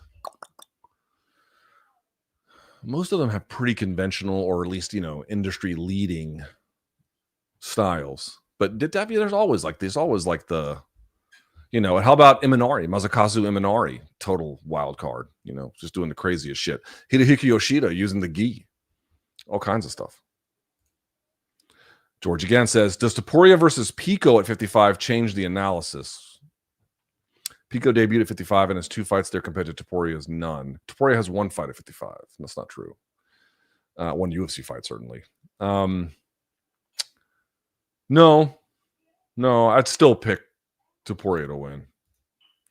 Run Dem Cheeks, who, by the way, is a sergeant in the Marine Corps who has at least 4 years of service. You can see, okay, so you see the mark on his forearm. It's called a hash mark. Each hash mark is 4 years. So If you have 7 years, you'll still only have 1 hash mark.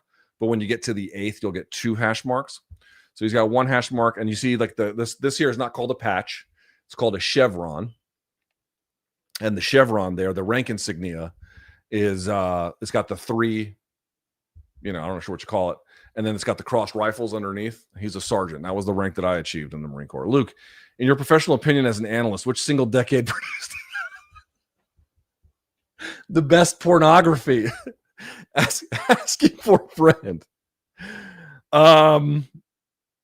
That's a very funny question. I don't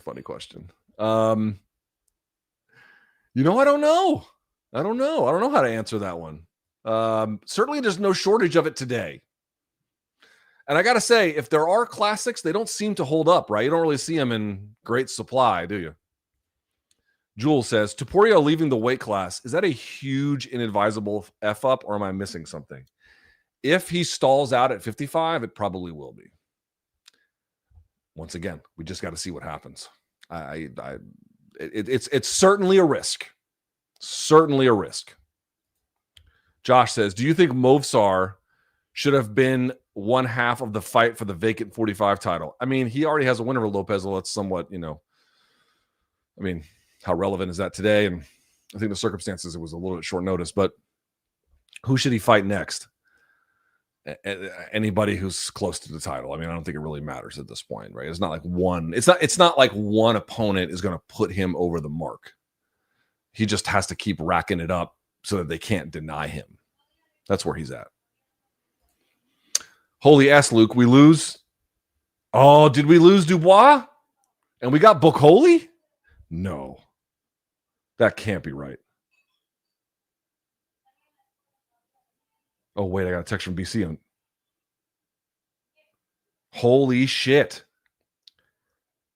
Wow.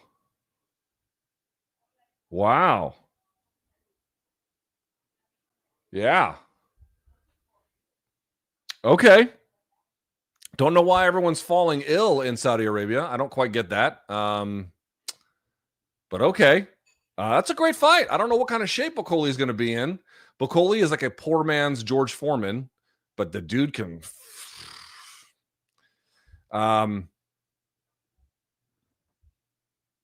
Well, I'm sorry that we lost the co-main, but that's a fun one.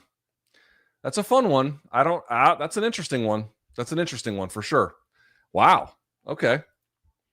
Joe says, Trump called Zelensky a dictator. Just how delusional is the GOP at the moment? Tariffs against allies, bending over for Russia, destroying the FBI. It's nuts. Well, I don't know so much about we'll see. Again, let's see ultimately what deal they get with Russia. Some of this saber rattling is strategic. I have mixed feelings. I think ending wars typically is pretty good. It's typically a good thing. They had a chance to end this, I think, on better terms in 2022, and they chose not to. Biden kicked the can down the road and kind of just left us with this position, which, if you leave stuff unresolved, your predecessor, no matter who it is, from one to the next, may not see the geopolitical situation in a similar way, and that's the risk that you run. I'm not blaming him for it per se, but I'm saying, like, if you leave it open, like, your predecessor doesn't necessarily have any obligation to carry it on. I typically think ending wars are pretty good. And I just think realistically, if you're at the point now where the Ukrainians are, conscripting as many people as they possibly can to just feed the beast, this is a potentially ruinous thing with no real end in sight. Like, getting that to the finish line, even if it's an ugly one, it might be long-term, make more sense. But obviously, I don't have a right to tell Ukrainians how to live. It's a very complex one. They lost territory. They were invaded. If Zelensky is a dictator, then Putin is a dictator on fucking steroids. There's a lot of problems with it too. Yeah. A lot of politics questions. Here we go. Do you foresee an Elon-Trump fallout? Probably eventually, but not imminently. I thought it would happen a lot quicker, but it seems to me pretty obvious what's happening here. Trump wants to be the head of state, but he doesn't really want to do the day-to-day work of downsizing the government, or really even running the government from a legislative standpoint, beyond what he can sign on an executive order. Because, like, going to the Hill and then getting legislation passed and proposed and pushed through, that's very difficult. It requires advocacy, requires horse trading, it requires a lot, It's a lot of heavy, and by the way, getting the policy worded right, and like it's very difficult work. I know people don't think that, but it really is quite true. I don't think he has any interest in doing that. I think he wants to be the guy that is nominally the head of state, takes the laps in NASCAR in the big car, presidential seal follows him everywhere. And I think he likes that. I don't think he likes the other stuff. So he just farmed it out to Elon. I think as long as Elon's doing that, he's probably pretty safe. But once that comes to a close, I think you're going to get something a little bit different. Everyone who tries to be bigger than him, he takes down a peg, which in this particular case, I'd be all in favor of. Trust me. I mean, again, the people elected Donald Trump. I can live with that. I really can. I can live with that. He won fair and square. Like, that's just what it is. This fucking apartheid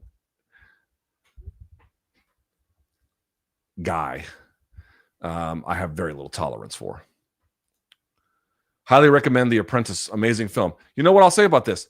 The film is good, and Sebastian Stan, who plays Trump, is good, but that's not really why I recommended it. What I recommended it is Jeremy Strong, who plays Roy Cohn. That is one of the best acting performances I've seen in a long time. He killed it. That don't see it for anything else. See it for that. See it for that. Whitney says, Luke, what do you think about the breaking news of Ilia vacating the belt? We kind of touched on this one. Will his first fight be Islam? We touched on that. What Ilia matchup would you like to see? If they're not going to do the Islam one, I think it's going to be Charles. I don't know if Charles wants that, so it's a little hard to say, but those are the two that I think are the best.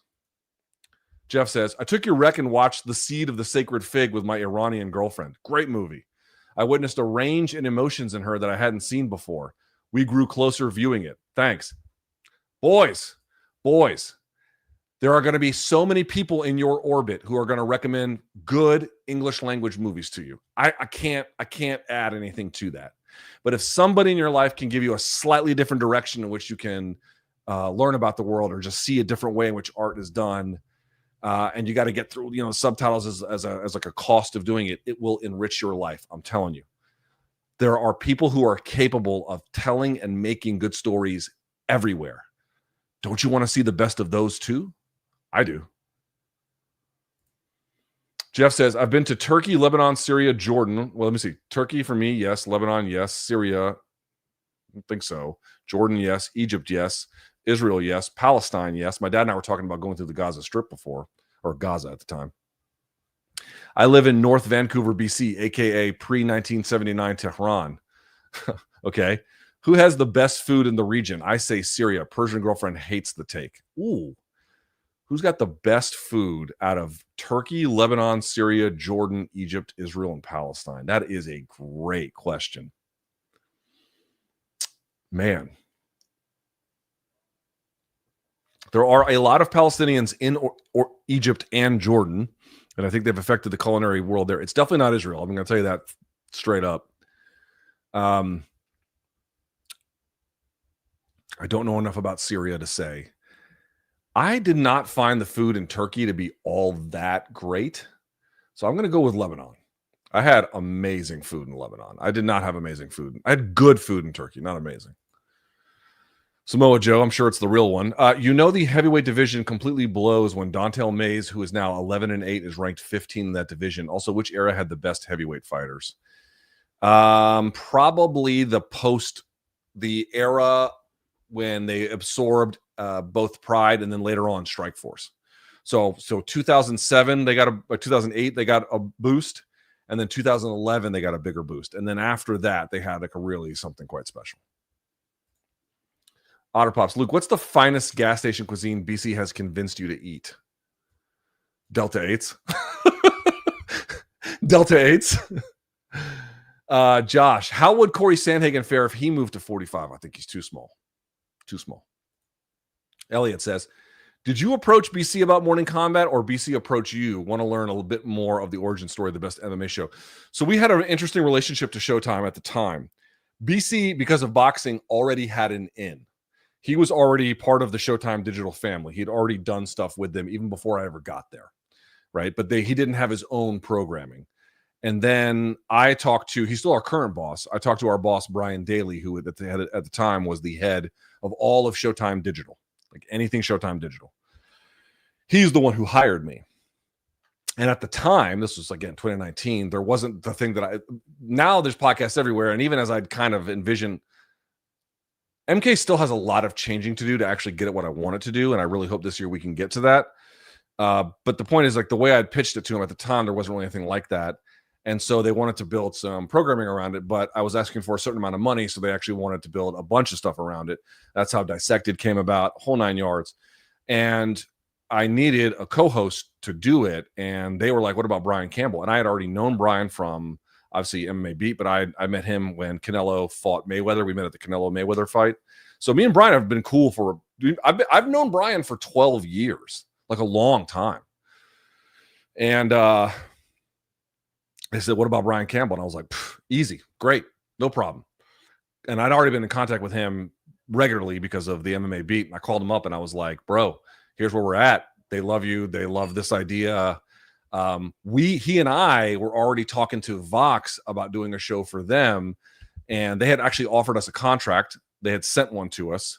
Now, just because they send it to you doesn't mean you sign it. Like, you can send back revisions. So it's a process. It's a give and a take. And I'll never forget. I called Brian on the phone when I was when I had just got done with the Showtime meeting. I was like, do not sign that Vox deal. Do not sign. I'm not saying we can't sign it, but my point was, don't sign it right now. Wait, because they're coming with this. And then sure enough, they came with an offer we just couldn't refuse. So yeah. Hugh says, do fighters know the judges in advance? Most of them can. If Strickland knew he had the same judges who obviously didn't value his approach in the first fight, why wouldn't he change his game plan? Mayweather would sometimes protest to get the judges changed. That's a question for him. I couldn't tell you. Maybe he felt like he didn't need to. Maybe he felt like he didn't care. Did Sean really want to win that fight? I don't know if the answer to that is yes. I know that sounds kind of crazy and almost blaspheming. I'm not trying to bag on him. Like, fighting is so insanely difficult. Guys who you think have like unimpeachable character in terms of like what it means to fight will sometimes just show up fucked up. It can happen, and it can happen overnight. That performance is weird to me. I'm not saying he threw it or something. That's not at all my point. But I don't know if his heart was in it. I really don't. I really, really don't. And I know Eric Nixick apologized and thinks he made a mistake in saying that. And if he feels that way, I take him at his word. But he felt that strongly because something went sideways there. And it looked to me, he looked uninterested in being there. I don't know. Ryan says, please rank Dana White's announcements last night. Please rank them by quality and what you feel their overall impact is on the UFC. Ilia, I don't know if I can rank them, but to go quickly again, Ilia leaving 145 is monumental. I hate it, but it's where we are. The vacant title fight at 45 is fantastic. Not perfect, but fantastic. No one has asked about it yet. I think Paddy Pimblett versus Michael Chandler is awesome matchmaking and a real gut check moment for either guy at this point. By the way, if you're Michael Chandler, you sat out all that time to get a Oliveira rematch, which you lost, and then a Paddy Pimblett co-main event. Wow. I mean, that's still better than sitting on the sidelines for sure, but holy shit. Then we didn't even talk about it. What was the other 314? Oh yeah. The Pitbull one. Again, that would be bigger if he was in his prime, but that's still pretty big. That's a fantastic fight. Then at 315, I don't understand why they didn't pick, like, okay, Shavkat's out. That's a problem. Why didn't they call Joaquin Buckley? He just had a fucking awesome, not just win, he had an awesome year. He kicked ass in 2024. Why didn't they put him on there? And then leave JDM with Leon? Because don't get me wrong, I love Sean Brady. I think this is actually a super tough fight for Leon. But if you're Leon and you're getting ready for Jack Della Maddalena, striker, if ever there was one, and now they're telling you to get ready for Sean Brady, grappler, if ever there was one, I'd be kind of pissed. Maybe they made it worth his while. I don't know. Okay, so I still love that London main event with huge stakes. And I will say, if you're Leon, maybe the argument is you just got ready for, not just, but you fought Bilal last. a lot of that is still going to be valuable against this guy. And of course, you fought Colby, and then they just have him fight wrestlers all the time. It's kind of wild, right? That's why I was actually looking forward to the JDM fight, because finally it's going to be 2 strikers. I mean, he's fought other strikers, but it's been a while. All right, that's big.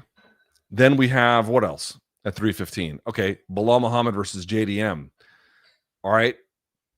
JDM also was not getting ready for a wrestler, and now he's going to have to be ready. Granted, his last fight was the Gilbert Burns one, but that was some time ago. I actually like that fight a lot, and I think it's a really tough fight in either direction, but I guess I still don't understand why they didn't just do Joaquin Buckley, because I got to tell you, I like the idea of Bilal Muhammad versus Joaquin Buckley a lot more. But what are you going to do? Manon Fiorot is 100% the rightful title contender against Valentina Shevchenko, and she might be the toughest 125er that she's fought to date. So that's a great fight. And what am I missing? I got notes here. I think that's most of it. Jesus, what a huge amount of announcements. Connor says, with the UFC not being as reliant on pay-per-view sales as they used to be, if DJ was fighting today and reigning, do you think he'd be a bigger star than he was at the time? Yes. He got popular. I'm not going to say in the wrong era, but not the era that would have been best for him. Eric says, go USA Hockey. Yeah, boy. 9 seconds, 3 fights. Holy shit. Interesting contrast between NHL Four Nations tourney and NBA All-Star Weekend flop with LeBron not playing. Does high pay play a factor? Did you guys see that rant that PK Subban went on, where he was like, dude, if you watch Four Nations, look at how much they hustle. Look at how hard they battle. Look at what spirit they show. If you're a hockey fan and you're choosing with your time to watch on TV, look at the reward you get. And more to the point, he noted, if you're a paying customer and you plop down money, look at what you're getting for your money. Like, there's so much more pride on the line. There's such higher stakes on the line. We already know playoff hockey, as such as you want to call it that, which is not really playoff hockey, but it kind of feels like playoff hockey. Is like playoff hockey is the best playoff. It's like there's nothing better than playoff hockey. It's the fucking best, right? Again, this is not that, but it's similar to that kind of. Feels similar. It's amazing. Now they've been having really tough ratings. This has been a bright spot for them. But it's like, dude, the NBA All-Star Game, what are you getting out of it? A lifeless game with players who don't want to be there. They don't give you any value for your attention dollars. They don't give you value for your actual dollars. What the fuck is the point? You know, and it's, obviously everything is separate because they can play in, you know, there's it turns out that if you do what hockey does or rugby, well, rugby's a little bit different, but let's just say hockey because they have the Six Nations. Let's just say Four Nations for hockey. The only way to really make it work is to make it so that they have an incentive to want to be their best. If they don't have that incentive, like at the root of what they're doing, none of it will work. And I don't know if there's a way to make like international play a part of like the in-play NBA season. I know they're already doing like the in-season tournament and whatever, but as long as they're just like, you know, these insanely overpaid guys fucking lobbing, you know, shooting lobs to each other, who cares? Who cares? Dave says, are you going to watch the hockey game tonight or what? I'm going to go to bed early because I have to go to the doctor. I have to go get a pulmonary function test tomorrow. Yeah. We, Canada, need this one. It's been a long month of Trump. How has it only been a month? Yeah, you're telling me, brother. Fred says, please predict, do the following things exist in 5 years? PFL, no. 1. No. GFL, fuck no. DAZN, yes. Big boxing in Saudi, yes. Ryan, welcome to the party. Sean says, apologies for moaning, but I've been a member 15 months. Ask questions most weeks, tagging Othello, and I would say, excluding milestone monthly questions, on average, only 50% of my questions ever appear. Well, I'm really sorry to hear that. I'm glad you brought it to my attention. I can see it. If we ever miss one, please message me directly. Okay, I really don't want that to happen. I don't have a perfect system. Othello feels like this one works. I tend to feel like this one works. But if stuff falls through the cracks, I want to be able to make it worth your while, and I apologize. Okay. Mark says Daniel Dubois versus Joseph Parker might be. No, apparently it is off. Daniel is sick. News just came in. Let's wait and see. Martin Bakole. Albert says, Luke, how has Topuria gotten so good at boxing? He trains primarily in Spain, which does not have elite boxing as far as I know, because he's gifted. You know, how do smart people barely study for tests and then ace them? I don't fucking know. They're insanely smart. That wasn't, you know what I mean? Like, you ever just seen someone like really good at something and like they weren't good at it like when they first started, but you watched them get good and they got good at something much faster than you, and you're like, well, how the fuck is that possible? It came natural to them. Luke, did you hear about Corey versus Figgy? Early predictions. Did they announce that one? I'd be sized for that one. MK all day from Saul. Better Saul. This donk's name. Boxing stream. I'll be watching. Oh, yeah. For Saturday. All right. I mean, Othello and I had already planned to do it, but because there was some changes to the card, I didn't know how everybody felt. Deronimer, do you ever plan to join the online politics debate arena? I would say nothing imminently. If I were ever to do something like that, it would have to be on a very narrow, constrained set of topics. Kaon, welcome to the party. Alan, UFC can souk the D, boxing card watch along. All right, boxing card it is. There we go. Many Faces says, I hate that Ilia gave it up too and that the division won't be disrupted. I wish he could have kept fighting at 45. I don't know what to say, you know. Albert, Luke, would you consider moving the live chat to a more worker-friendly time? I can't watch it live most times since I'm at work or during meetings when it's held. I'm always open to the idea that there's a better time. But like, this audience is actually pretty international and different time zones. I don't know what the best one is. Also, you got to remember, Ariel's going live like 4 days a week or something. I don't necessarily want to go at this exact same time if I can at all avoid it. So it's not a simple problem to solve. I will say this. I've thought more about going live in the mornings. Obviously, I can't do that on Monday, morning combat. But like, you know, an hour live show Tuesday through Friday, I think would be kind of interesting. Andrew says, Luke, thanks for everything. I plan on marrying my fiance, who is a Mexican citizen, in September, and I'm getting scared to bring her here. What do you think? Yeah, I'd be scared too. You need an immigration attorney. If you don't have one, you need to get one. I would not leave this process to chance. As I understand it, I haven't heard any changes related to marriage that would affect eligibility for citizenship, but I mean, they could change that in a moment's notice. You need an attorney. Yeah. Devin says Gane and Aspinall is going to be closer than most believe. It might be, but like on the feet, I can believe that. But like, if Aspinall takes Gane down, what the fuck is Gane going to do? His mighty Kimura from underneath? How about those scintillating bullshit ass leg locks he goes for? Are those going to set the heavyweight division on fire? Luke, thoughts on this? Luis Rubiales, former Spain national team boss. Dude, my man was found guilty and fined for kissing Jenny, or was it his name Hermoso? What's her last name? I forget. I haven't read what the penalty will be. I only saw the headlines. But if you guys didn't know this donk who was the head, or formerly the head of Spanish national team soccer, kissed one of the female players, claiming it was consensual. The whole thing's on camera, and like, it absolutely is not.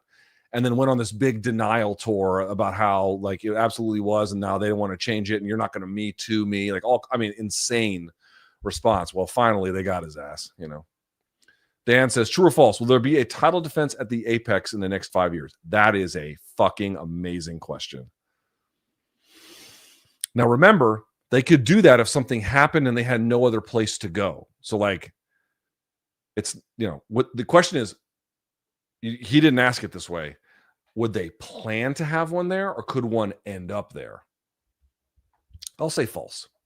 I'll say false. Bruce says, with Saudi investing $1 billion into DAZN, what more do they really need to do to lock down boxing? Have a fan base here in the United States? Show of hands. I mean, I can't see you, but show of hands. How many of you are paying DAZN subscribers?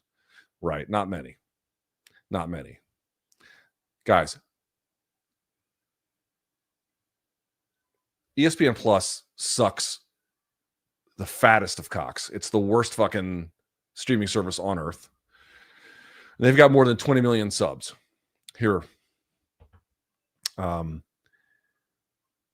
not sure how many domestic, but I think at least 20, because I think they got more. They got like 25 million, but they got a bunch. They're close to 20 here.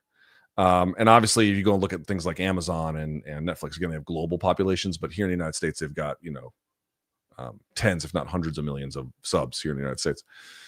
They don't have even 1 million of DAZN. Like, the Saudi money is a lifeline, not a boost to their potential upside. I like DAZN. I am a paying subscriber. I like DAZN because it gives me what they like. Their service doesn't glitch for me, and that's the place to go for boxing. I don't have anything against DAZN, but they can't save boxing, and they especially can't save American boxing. Luke, how many more title defenses does Islam need to be the lightweight GOAT? Maybe just one, but potentially two.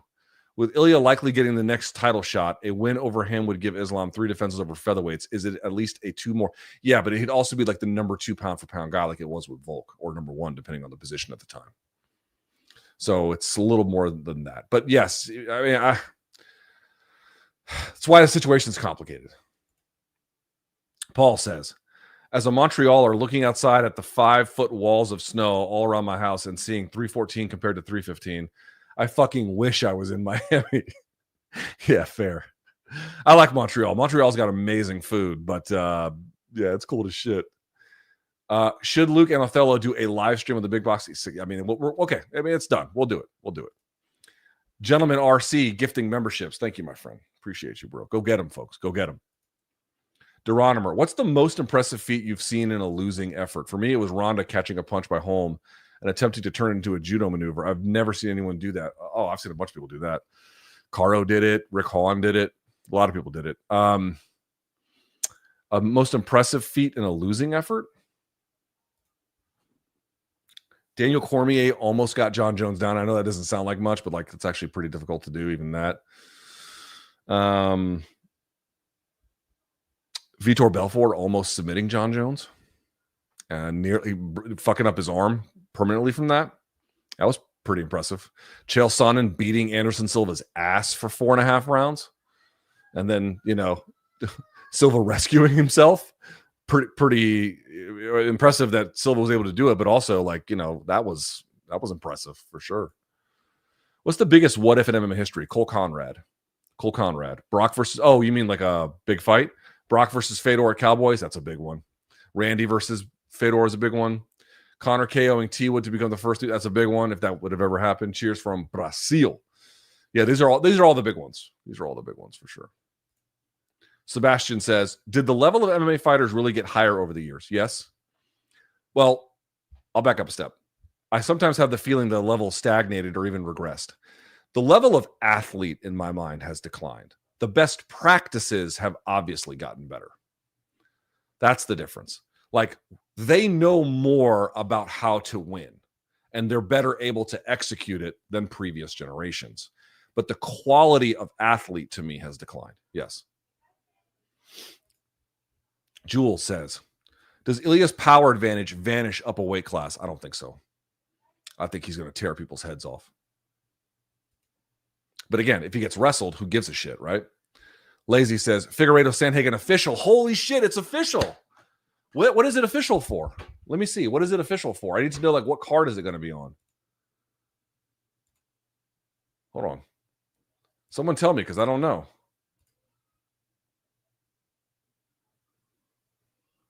I'm trying to see here.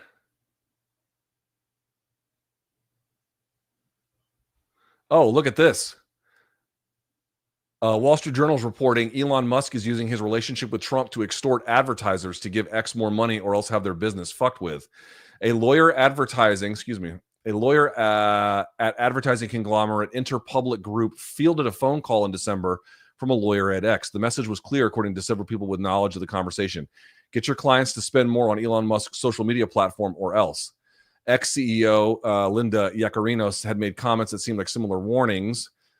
Interpublic leaders interpreted the communication from X as a reminder that the recently announced $13 billion deal to merge Interpublic with rival Omnicom Group could be torpedoed or at least slowed down by the Trump administration, given Musk's powerful role in the federal government. Some of the people said, I don't mind that the merger was blocked, but yeah, for that reason would be insane. They also, this is from the Wall Street Journal, they also had a front row seat to Musk's continued criticism of advertisers that ditched X since he bought it in 2022 when it was known as Twitter. Yeah, that's nakedly fucking self-dealing corruption. I mean, there's just no other word to fucking describe. I don't trust this motherfucker at all. At all. Zero. None. Nothing. All right, getting back to this. Oh, by the way, here's another one. Breaking news. Joel Alvarez. Dude, what the fuck is happening? Joel Alvarez versus Benoit Saint Denis for UFC 315 in Canada. That's a banger and a half. Holy shit. Okay. Per Ilia Helwani, Ilia Topuria's vacation of his title was due to 3 reasons. UFC is not in favor of champ fights. They needed a main event for 314, and the weight cuts were getting too hard for him. There you go. All right.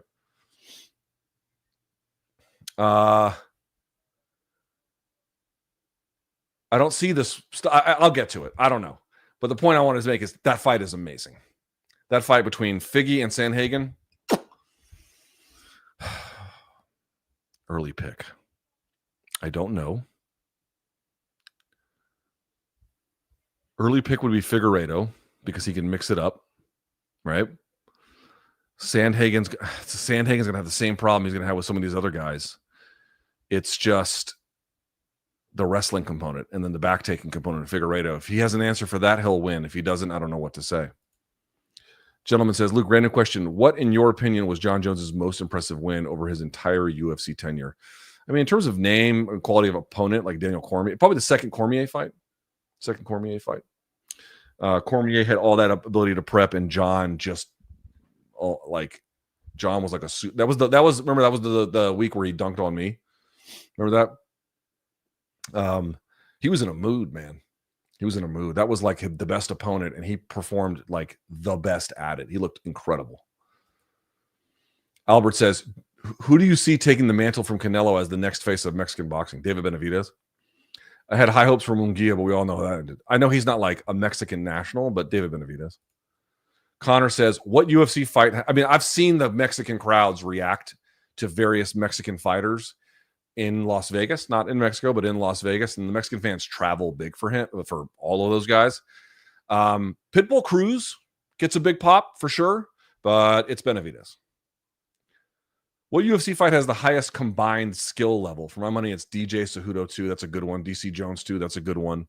Islam versus Volk is a good one. And Islam versus Ilia will be. Anytime you get 1 versus 2, you forgot GSP versus BJ Penn when they were for GSP's title. Thane says, am I crazy for not going to UFC Seattle due to the fights falling off in ticket prices? No. Was excited to see Dom Cruz fight again. No, you're not crazy at all. Like the tickets are expensive, and it's the nature of MMA, but you don't know what you're going to get, you know. Scott Coker, Rich Chow, and Mike Hogan, not Hogan, really helped Bellator grow and flourish, but CBS Paramount clipped their wings at every corner. Bullshit. That is so not even close to the truth, and shut down various opportunities to get more money. Now, there's a little bit of truth to that. That part is true. Guys, I'm going to tell you this, and I'm trying to get you to understand it. By the time they arrived at our doorstep, either on CBS Sportsnet or Showtime, that brand was already dead. That brand's death took place, the dying parts of it took place while they were on Paramount Network. Now, Paramount Network was initially Spike TV. They changed it, and they changed the programming that went with it, and it didn't fit there, and they moved it around. I'm not saying any of those things helped it. They didn't help it. By the time it got to our doorstep, I cannot overstate to you, nothing that we did to promote it ever worked. Nothing. Nothing they did to promote themselves ever actually worked. I don't give a shit what those, and I know Rich Chow, dude, I was talking to Rich Chow today. This is a true story. I was actually talking to Rich Chow today over text. I love Rich. Scott Coker was an amazing promoter at Strikeforce, and I do think that Mike Hogan is only a benefit to PFL. Please don't misunderstand me. And they've got their own views. I'm telling you, by the time that it arrived, and not just at Showtime, at CBS Sports 2, which I know they wanted to stay there, their numbers were not impressive by any stretch of the imagination there at all whatsoever. That brand was fucking dead on arrival. It had been in decline for a long time. It was dead by then. It just wasn't formally buried. That could not be further from the truth. Could not be further from the truth. And by the way, please don't take my word for it. Ask BC what he thinks, because he had the same assignments that I did. Ask him. Ask him what he thinks. Remington, this is my guy. This guy is the Anavar guy, or Anabar. Excuse me. Anabar. Luke is the best doing it. GOAT. As someone who started watching the UFC religiously in 2021, Volk is my favorite fighter. Watching him lose to Ilia was heartbreaking. What is a loss you witnessed that genuinely hurt? Appreciate you. I appreciate you too, Remington. This guy right here is a fucking hustler. Like, people call themselves hustler. This guy is a hustler. This guy right here. Everything he's earned, man, he worked for. Times a billion. I got a lot of respect for this guy. A loss that genuinely hurt. BJ Penn losing to Frankie Edgar was tough, although I thought it was controversial, but it was really tough the second time. Bad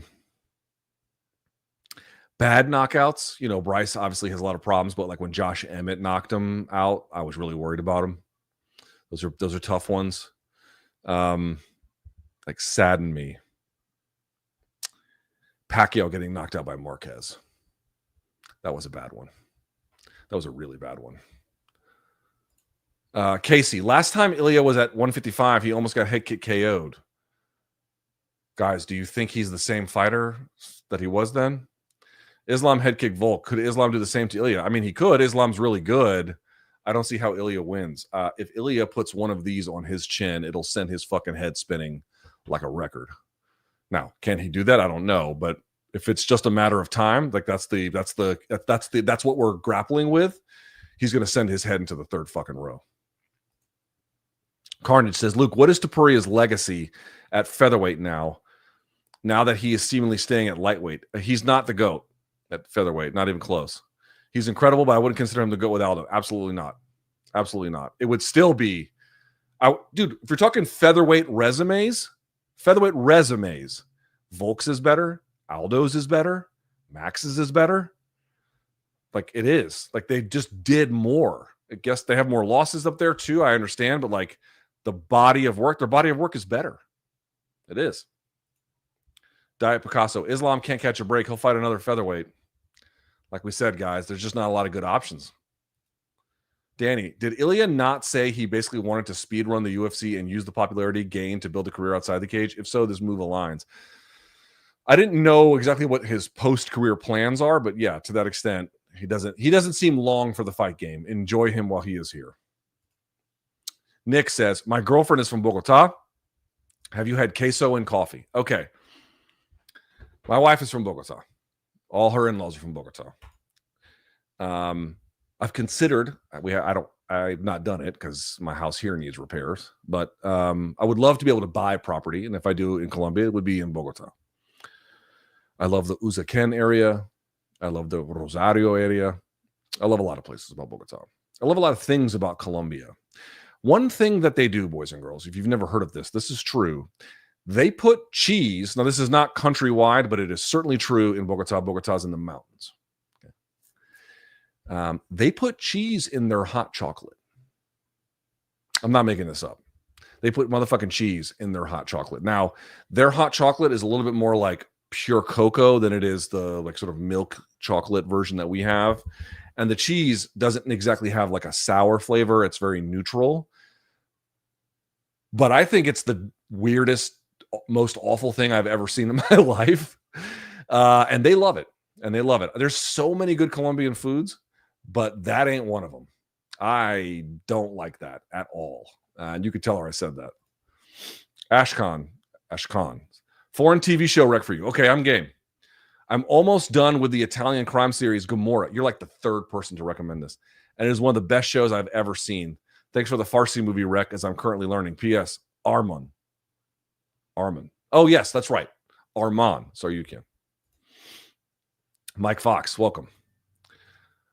Assuming Boots gets past Staniosis and Ortiz gets past Madrimov, two great fights themselves, how do you see Boots versus Ortiz going? We have to see how Ortiz looks against Madrimov. I can't say. I think it's a close fight. I agree. I don't know. It's a perfectly good question, but it really hinges on how they look. Lars Lenorth, however you say this. How do you think Fiziev and Ilia would go? I think Fiziev would win, but I think it'd be close because they have similar builds. That's an interesting one. Fiziev's speed at 55, I think, could be problematic even for Ilia, who should have some speed advantages given the weight class. That's an interesting one. It's just that Fiziev tends to fade down the stretch, as we saw, and that's a real bad combination against a guy like Ilia. But his combination work, his speed, his ability to connect to different ranges, that would be a real problem for Ilia. Welcome to the party, sir. True or false? Bakole fights Joshua Dubois in 2025. True. True or false? Trump gets impeached by his own cabinet before Ali Act gets removed. False. True or false? Pride was the best MMA org. I mean, for its time, true, but not now. I mean, what I'm saying is obviously they're not around. What I'm saying is, UFC's done so much that it's not really comparable anymore. In honor of the new Vice episode about it. Oh, yeah, they hit me up about that, the Vice people. They wanted me to interview the director of the episode. I don't know. Who else from PFL will be granted the release to join UFC? How soon will they join? Your guess is as good as mine. Pico's probably next. Best tattoo in the MMA game. Ihor Potierea's got a good chest piece. Some of the bold, some of the American traditional work on Cheeto is exceptional. But I think TJ Dillashaw has the best tattoos in MMA I've seen. JP says, sucks that Ilia is moving on from 45, but glad the belt was vacated quickly. True. Should only pursue both belts if you're willing to fight 4 times a year. But UFC just doesn't want that shit. And I understand that, actually. Greg says, Luke, have you watched Companion yet in theaters? No. It's very entertaining and falls under the category of don't watch any trailers before going into a type of movie. Duly noted. Fernando says, I know you're grateful to Joe for inviting you on, but why are you so forgiving with Rogan and role he played with State of Our Democracy? His role wasn't passive. I mean, you can be grateful to people for the nice things that they did. So he didn't have to invite me on. He chose to. Didn't change my life, but I had a wonderful time. I really enjoyed it.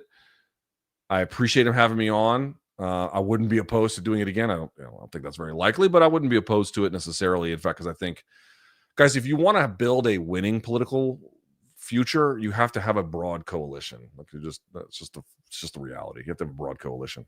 So like just writing people off seems like a bad mistake. At the same time, in the words of Kyle Kalinske, I don't think gargling Elon's balls is going to work out too well for him or anyone else long term. I'm a huge believer in Bakole. He reminds me a lot of Big George. He fights just like him. I think his power, accuracy, and durability will be too much for Parker. Parker's going to be able to move on him, and this guy's coming in on like 48 hours notice, though. So I don't know. Luke, why is MK stuck at 176K? Y'all deserve more. Because all the things that we would have done to make MK grow, we now do on our personal channels. I don't do instant reactions on MK. I don't do interviews on MK. We've done this kind of newer version of the pregame preview, but that's just another live Friday show. Doing just the live shows is not going to grow the subscriber base. I mean, I think it's pretty obvious, right? So we have to find ways to get additional forms of content beyond that can grow it. But like as it stands, we're not incentivized to really do that. And so BC's growing his channel and I'm growing my own. It's unfortunate that, that's the way that it is, but these are the decisions we have to make. Have you listened to Yoel Romero talk about Topuria and I don't know who this other person is on the Overdogs Espanol podcast? I've not. I'd be curious to see what he had to say. Zayan, welcome. Signature. Thoughts on Snack and Victor Conti? If it's supplements, this is a very minimally important part of your training. Everyone knows about Victor Conti and what he had to do with related to anti-doping and the Balco scandal and everything. But I just try to explain to people, supplementation is actually important and relevant and real. But of the 100% of things you could do, it's at most 5%. It's a meaningful contributor, but it's not negligible by any stretch of the imagination. But it's not like the most important thing by a million miles. So like, people act like it's some kind of sinister figure. Like what, unless he's breaking the rules again, what else could he be doing if it's just all supplementation? Oh, like the timing of the training and all that. But like, Dave says, Luke, you often talk about liking living in major metropolitan areas like DC and NYC, but have you ever lived in rural or less urban cities? Yeah, I lived in a place called Nashville, Georgia. Look that one up on the map. They're not for me. They're not for me. Some people love that shit. And I could live in solitude or relative solitude, but not like that. Dawood says, which is David in Arabic, how would you compare this decade of MMA compared to the previous one? I mean, on the one hand, there's many better things about it, like the ability to just stream everything and the online libraries. That's so great. And like, obviously there's about the same number of events, relatively speaking, but all that's great. But like the last MMA used to be MMA used to be the Mos Eisley Cantina, where it was all these weird characters and all these weird people and all these weird things happening, but weird in a mostly kind of good, not always, but kind of a good way. And there were all these different power centers and they all had different ideas about things. And it all just became homogenized. MMA, for the first time in its entire existence, has a monoculture. Everybody likes the same things. They listen to the same podcast. They have the same opinions. They all say the same Shama shit, which I like the Shama stuff too. You know what I mean? But it's all monoculture. That is the exact opposite of how it used to be. Anthony says, Luke from Virginia Beach. Hey, first time I ever saw a woman in a G-string at the beach was Virginia Beach. Any good restaurants in DC? Yeah, a billion of them. Have you tried Le Diplomat, which is at 14th Street, just north of Logan Circle? Yes, been there a million times. Good French place. Decent French place. I wouldn't call it good. Love your content. I say this all the time. I was actually, I was over at my, not my neighbor, but the one over. They have a bunch of kids my daughter's age. So I was at their house hanging out because Tukey was playing with them. I told everyone about this. I've told you guys about this too. Unconventional diner. Get their burger. It's beyond comprehension. It's beyond comprehension. It's the best burger I've ever had, like by a million miles. But I could go on from there. If you want to go really high end, you can go El Cielo. If you want to go a great sandwich, Mangialardo's, Bub and Pops.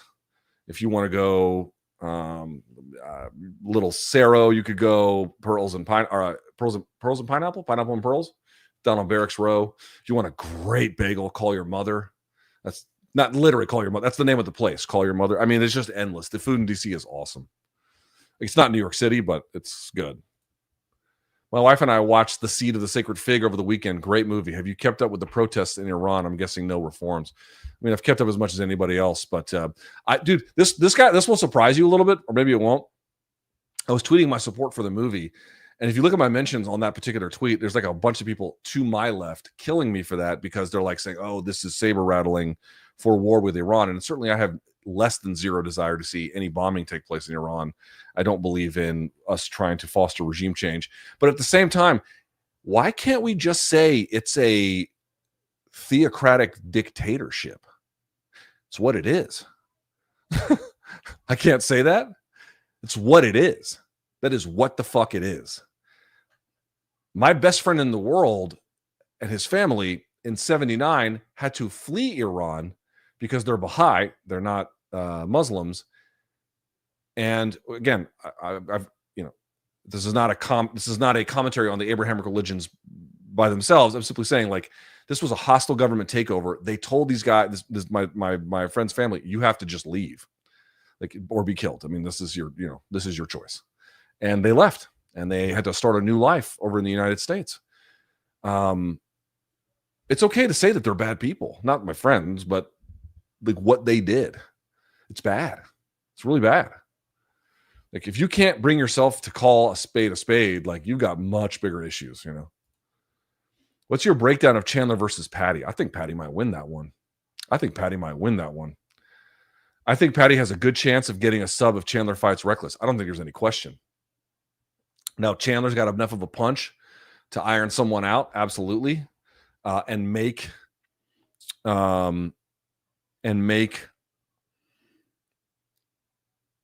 Patty's got bad defense, and I think that could be a real problem for him. But that's why the matchup's so great. If Chandler overcommits or gets wrestled to his hands, he's in trouble. Kyler, do you respect Glenn Greenwald as a journalist? I do.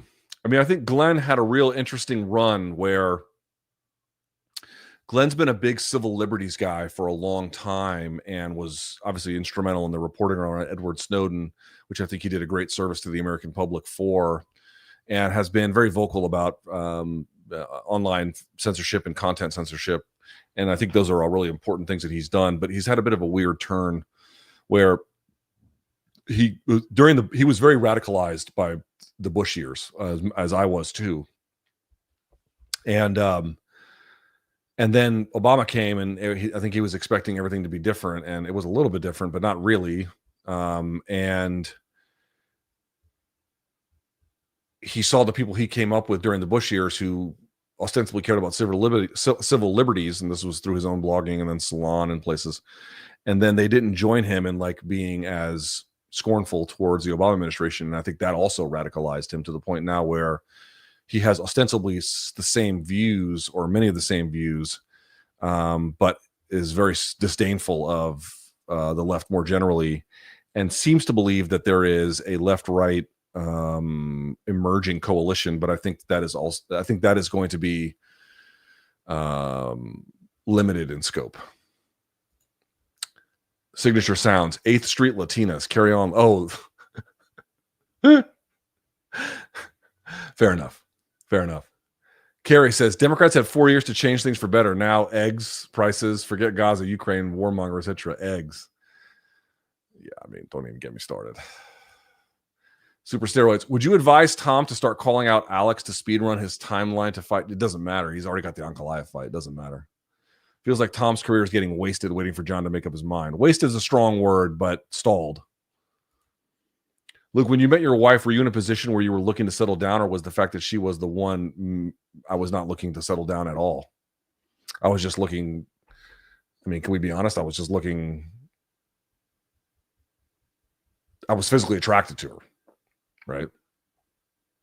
right? Wasn't expecting much beyond that. And then, it just turns out that it ended up being like the best choice I ever made. Advice for young men. Ready?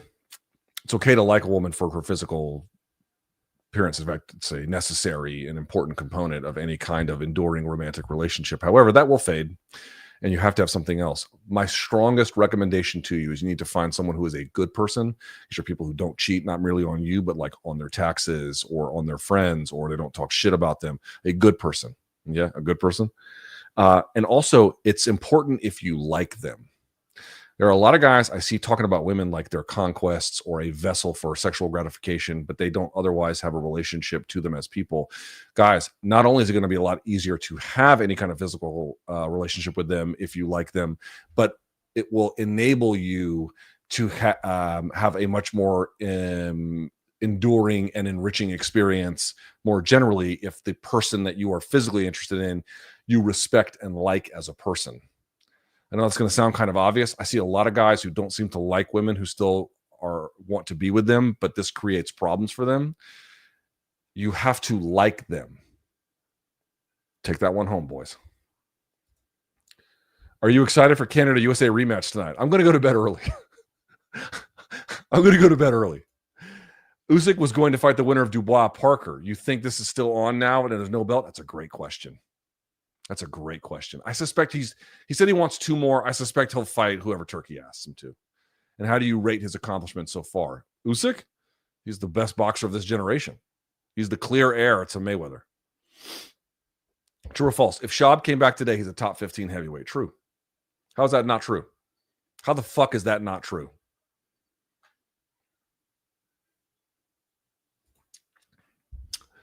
Carl says, loved your ep with Mike Bond episode on MMA MVP. Interesting you had no Americans on the list. It wasn't by choice. We had, if you guys didn't see us, I did the bonfire with Mike Bond. Shouts to Mike Bond, great Canadian. Canadians are great people. I hope you guys know that.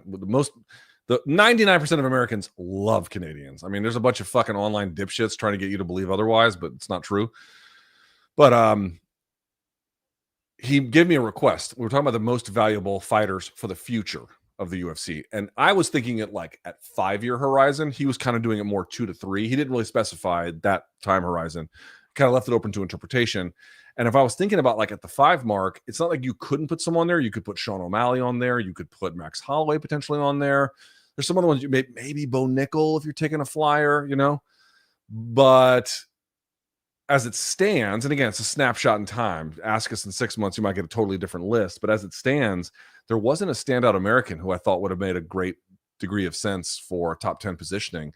I didn't mean it. I wasn't like trying to exclude them by any stretch. And again, it's not to say you couldn't do it, but yeah, like organically, they didn't end up on my list. It says a lot about the state of the sport. And On says, as a Mexican national, I have mixed feelings about the potential intervention from the U.S. into Mexico regarding the cartels. Yeah, they named a bunch of them terrorist organizations. I hate cartel violence, but U.S. operations tend not to be clean or kind to local people. I mean, there's simply no denying. It sounds nice to go to war with cartels if you're an American in the sense that it's like, yeah, we're going to really get tough with them. But we have to see exactly what that means. Once again, what does that mean? What does that mean? We're going to just wage war on Mexican territory over cartel violence? There'll be blowback to that.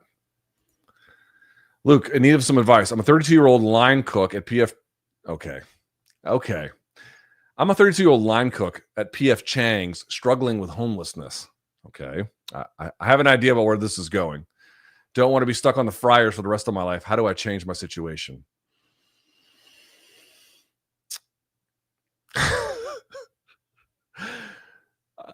I don't know how to answer this.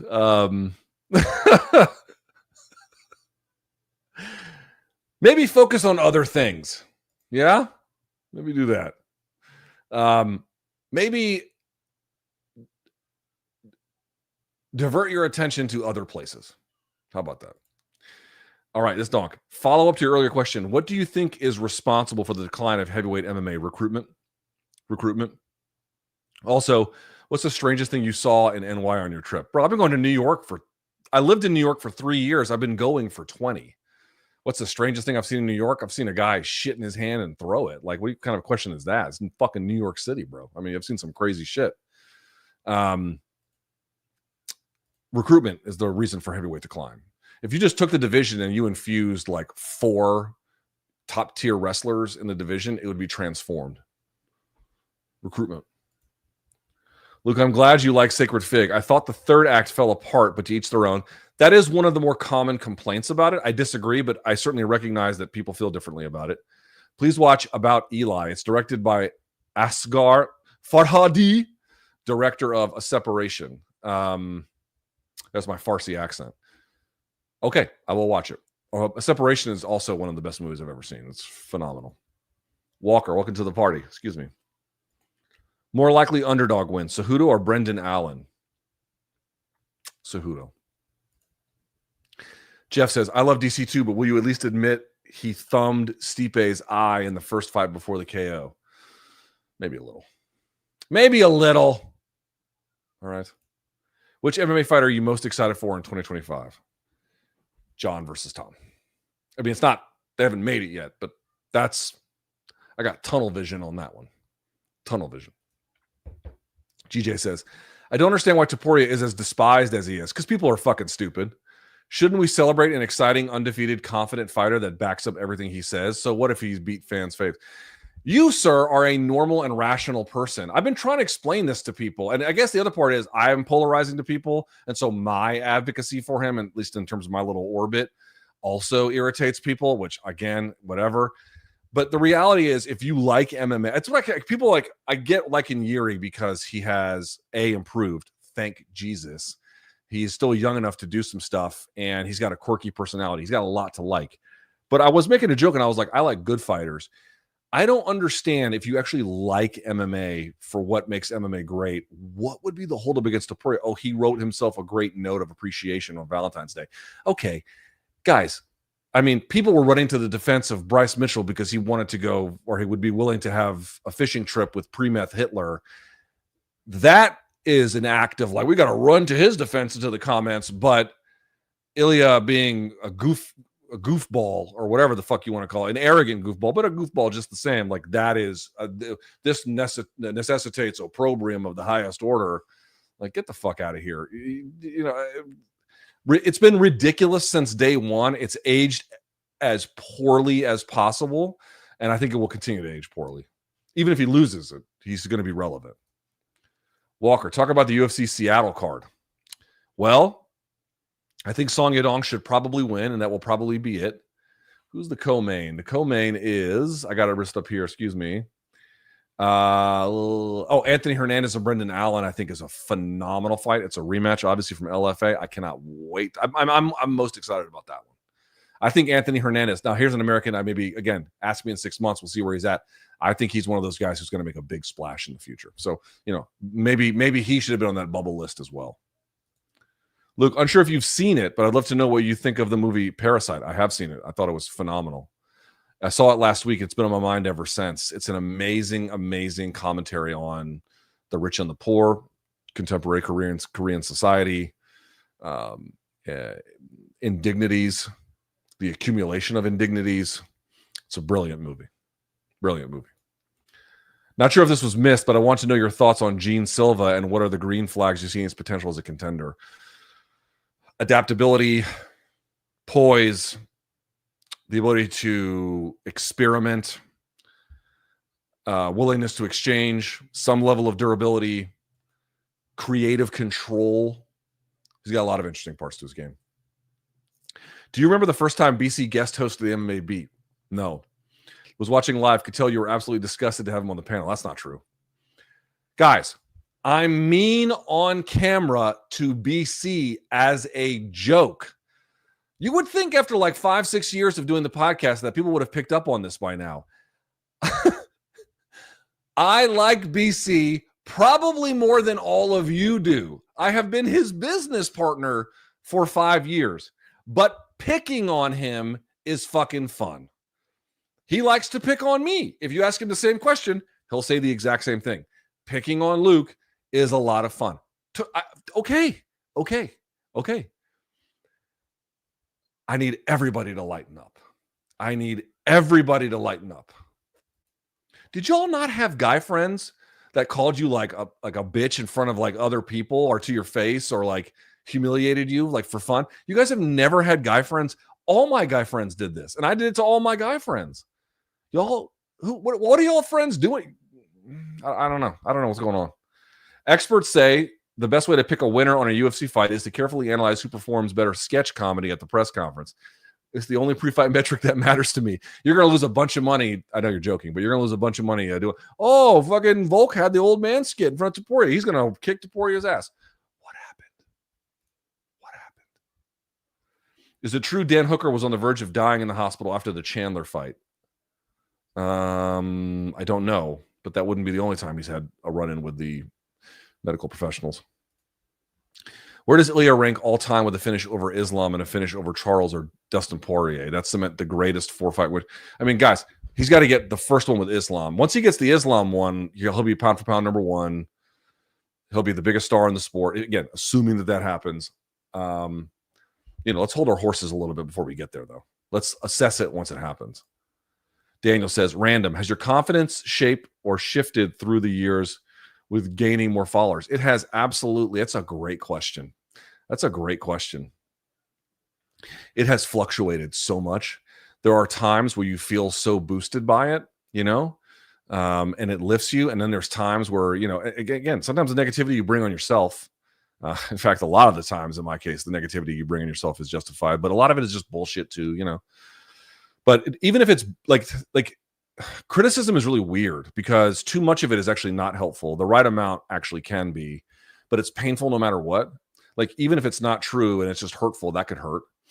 Or sometimes it actually is both hurtful and has the coincidence of being true, and that's even worse. And so my confidence has gone very, very high at times, and it's been in the gutter. Dude, in the last 2 years, I mean, I don't know how it's looked to you. My confidence has not been high. You know, I'm holding on. I'm doing okay, but it's not been great. Now, that's coincided with the other series of life factors that is unrelated to things. But, you know, I'll just tell you guys a story. I haven't told this. This happened when I was in New York. We get there on Saturday. My daughter had a little bit of an event on Saturday we had to go to, and that was over. And we took the train to New York. And we get up there, and we checked into our hotel, and she wanted to go see Times Square at night, right? She's a little kid, never been there. So I said, okay, let's go. So we get on the subway to ride over to 42nd Street, and we get on, the train door opens, and we're just at the local subway stop by our hotel. Like, this is not a place I've ever like frequented. And the train comes. We took what did we take? The E. We took the E over to Times Square and towards downtown, not towards Queens, obviously. Well, based on where we were. And we get on, and there was enough spaces on one row for my wife and daughter to sit, so I let them sit first. And then on the other side, there was space for me to sit, and I sat down. And I'm just talking to my wife across the aisle, you know. And then the two guys next to me, they bump me, and they go, "Hey, man, we love what you do." And these were two. I don't know if they were MK guys or they just watched my personal stuff. I didn't really ask, but I chatted them up the whole time. They were so friendly, and these two guys told my daughter how much they liked me, and you know how much they like my work, and they gave my daughter like a fist bump. Both of them did, and my daughter was like, "How is it possible?" She didn't ask it quite like this, but she asked, like, "How's it possible we just walked on the subway and all your friends are there?" And I had to explain to him, I'm like, "Well, I mean, they're my friends in a sense, you know, in a sense. First time I'm meeting them there, and I just said, well, you know, I told her this. I said, Daddy's lucky to have friends. You know, I said that to her. And it's true. It's true. I'm lucky to have you guys here. I'm lucky to have people who are nice. And I'm lucky to have people that build you up. You got to take them where you get them, because there's a lot of people that don't want that for you. Most people don't want that for you. You know, the vast majority of people don't want that for you, but some do. And best to keep those ones close. Yeah. So if those two guys are watching, thanks, guys. That would actually mean a lot to my family. Tobias says, most impressive feat in a losing effort, Randleman lawn darting Fedor in his dome. What a great answer. What a great answer. And also Nogueira getting slammed. Well, Bob Sapp beating the fuck out of Nogueira before losing, but Bob Sapp gave Nogueira a beating. But you're right. This is even better. You're right. 100%. Randleman fucking just the best. I was surprised that my opinion was unpopular. John Jones should fight Aspinall only if he is paid well enough for it. On Reddit, UFC hates when the fighter leveraged their position, which they totally should. Yeah, I mean, I don't like John Jones under any circumstance, but he absolutely deserves to be paid a huge sum of money for that fight. And if he doesn't get one and doesn't fight for that reason, I completely understand that. You should too. It is okay to think a guy on any number of different considerations is bad or whatever. But then on the question of like, what have they done to merit a significant payday within combat sports? His case is unimpeachable. He's been taking a discount since day fucking one. They have made so much money off of John that he didn't get back. Get the fuck out of here. He shouldn't be paid more. It's a stupid argument. Whatever happened to that, I'm telling you right now, plain lady. She faded into oblivion, brother. Dan said, most people consider UFC MMA to be the same thing. Any other promotion needs to just make sure to let people know MMA is not just UFC. Guys, they've been trying that all this time, and it doesn't work. It doesn't work that way. They have to get the cross-pollination of the rosters. Muhammad said, predictions for Saturday's boxing card. Bivol. I'll take Bivol. Parker. I'll take Parker. I'll take Big Bang over Kebiel, or however you say his name. Madrimov over Virgil Ortiz. Okay. Boazzi and Shiraz. Yeah, that's probably where I'm at. But I can see basically all going the other way. They're all pretty good. Looking forward to you taking Joy Taylor's spot on Speak. Yeah, I don't think so. I don't think that's coming my way anytime soon. Vince says, what are the odds the UFC will still try to make Jones versus Poatan if he beats Ankalaev next month? Might be higher than you expect. I don't know if they're going to make that Aspinall fight. There's a way that this goes where they just say, fuck it and make it. I can see that happening. Can Connor beat Jake in MMA? Jake Paul? Yeah. I don't think he can even do that. He could. Forget boxing. I don't think he can in boxing. He is totally lost. Will be seen as a cautionary tale. It just shows greatness of Floyd, who never lost focus despite fame. I mean, Floyd went to fucking jail and they had to move his prison sentence to accommodate his fighting schedule, but like Floyd's had problems too. Let's be very honest about that. David says, Elon is busy impregnating all the MAGA Republican girls. I saw he's basically just jizzing in his reply guys now, turning them into single mothers. He wants to leave behind a genetic legacy like Genghis Khan. Fucking gross. Tanvir, what does a win over JDM do for Bilal's resume? A lot. Should the fan base embrace someone like Bilal, who's more of a role model than Strickland? They'll embrace, dude. You can't tell the fans who to embrace. They have to embrace who they want. I think the fact that they have embraced Strickland speaks poorly of them. But on the other hand, you know, Bilal has been a bit of a thorn in the side of many on purpose. Like, you know, he's always kind of needling people. And I don't mind that. I think it's totally cool, but that's going to make it a little bit harder to be like the adored person. But also there's like money in being like the person who is not adored. There's money in being the guy who's hated. Dude, half of the people who watch this podcast write me afterwards to tell me how much they hate it, but they watch every week. Like it's lucrative. So I think the issue is you have to live your values and then,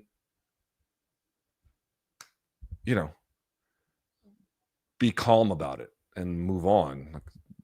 Or lean into the asshole gig, like whatever you want for your life. But you don't have to be the adored person to succeed. Far from it.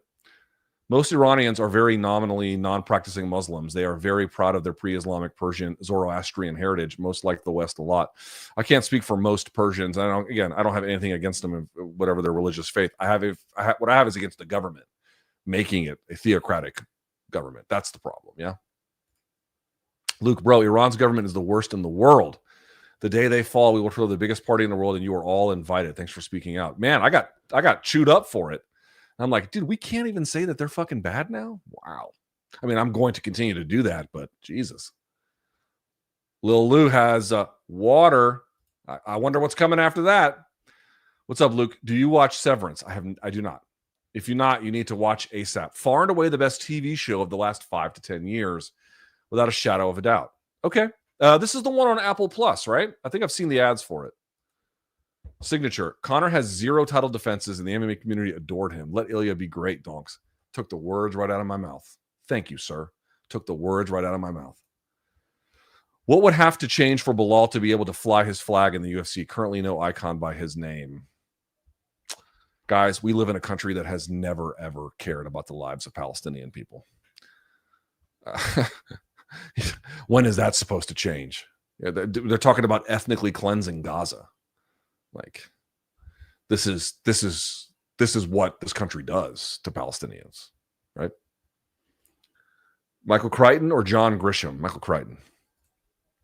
Luke, can we please get a LT video with pink blooming cherry blossoms in the background this year? Deal.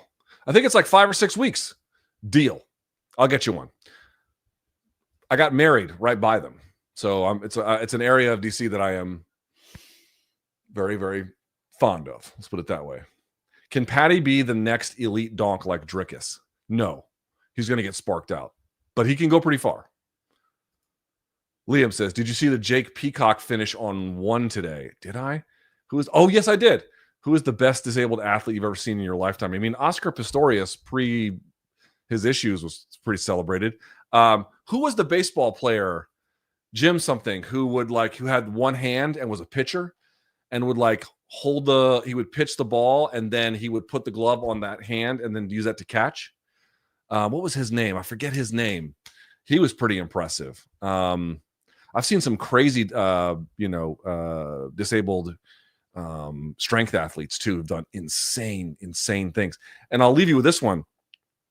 I did one story one time for UFC Magazine. I was a little worried about the conflict of interest, but I made an exception, and you can decide whether this was fair or not, but I feel totally comfortable with it. I did one story for them. I've told you guys this before, where they had me go to, I've been to Walter Reed previously, and then they moved facilities to a new Walter Reed. And at that Walter Reed, they had an adaptive jiu-jitsu program where they were taking guys who were back from Iraq and Afghanistan who had limbs blown off, right, or amputations. And none of them were the same. One guy was basically 100%. He lost a foot, but like, you know, dude, with the way that modern prosthetics work, that's, I mean, relatively speaking anyway, I wouldn't wish it on someone, but relatively speaking, he looked, dude, I saw him run on the treadmill. Like, he looked incredible. I mean, you couldn't even, if he had shoes on and long, like sweatpants, you couldn't even tell he had an issue. And then there was another guy who had no legs and an arm missing. So like there was all these, and then, you know, and some guys had lost it here. Some guys had lost it here. You know, it was just all different kinds of scenarios.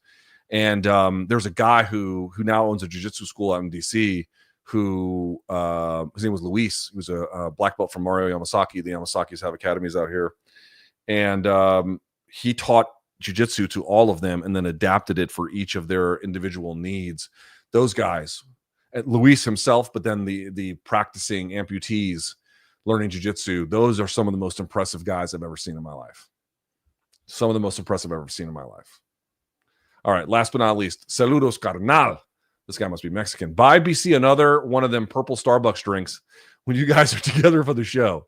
Tell him not to drop it. That was an acai. He had acai drink and then dropped it literally outside of the fucking place where he got it. He had a fucking dog. Hey, guys, thank you so much for watching. Can't tell you how much I appreciate it. It's fucking great. I'm out of here for now. The voting was overwhelming. Catch us. I think we're going to start roughly around 1:30-ish for the. We're not going to do like the first two fights on the main card. We're going to do like the last five. Me and Othello. So join us. I'll put up a post when it's ready. Circa again around 1:30 or so on Saturday. We're going to have a grand time. We're going to watch all these fights. It's going to be fucking awesome. I got some new on-screen graphics for you, courtesy of, I'll say his first name, Dan. A viewer, Dan, hooked me up with a bunch of new stuff. We'll roll that out on Saturday. I'm looking forward to that as well. Thank you guys so much for watching. I really appreciate it. One more time, folks have been asking, when are you going to scale out some of the other stuff beyond just the MMA and boxing talk? I submitted my date to the people who are helping me with it. I submitted a date. It is in March. I will tell you guys probably, I'm not sure exactly what I'm going to tell you. I'll say mid-March. I locked in a date. So for everyone being like, oh, you've been teasing this and it hasn't happened. I told you I was at the finish line and we're just about at the finish line on this. So mid-March, stay tuned. For anybody who wants, well, you'll see. All right. Thank you guys so much. We're out of here. Until next time. I love you all. Like, subscribe. You can email me, lukethomasnews@gmail.com. We're out of here. Until next time, stay frosty.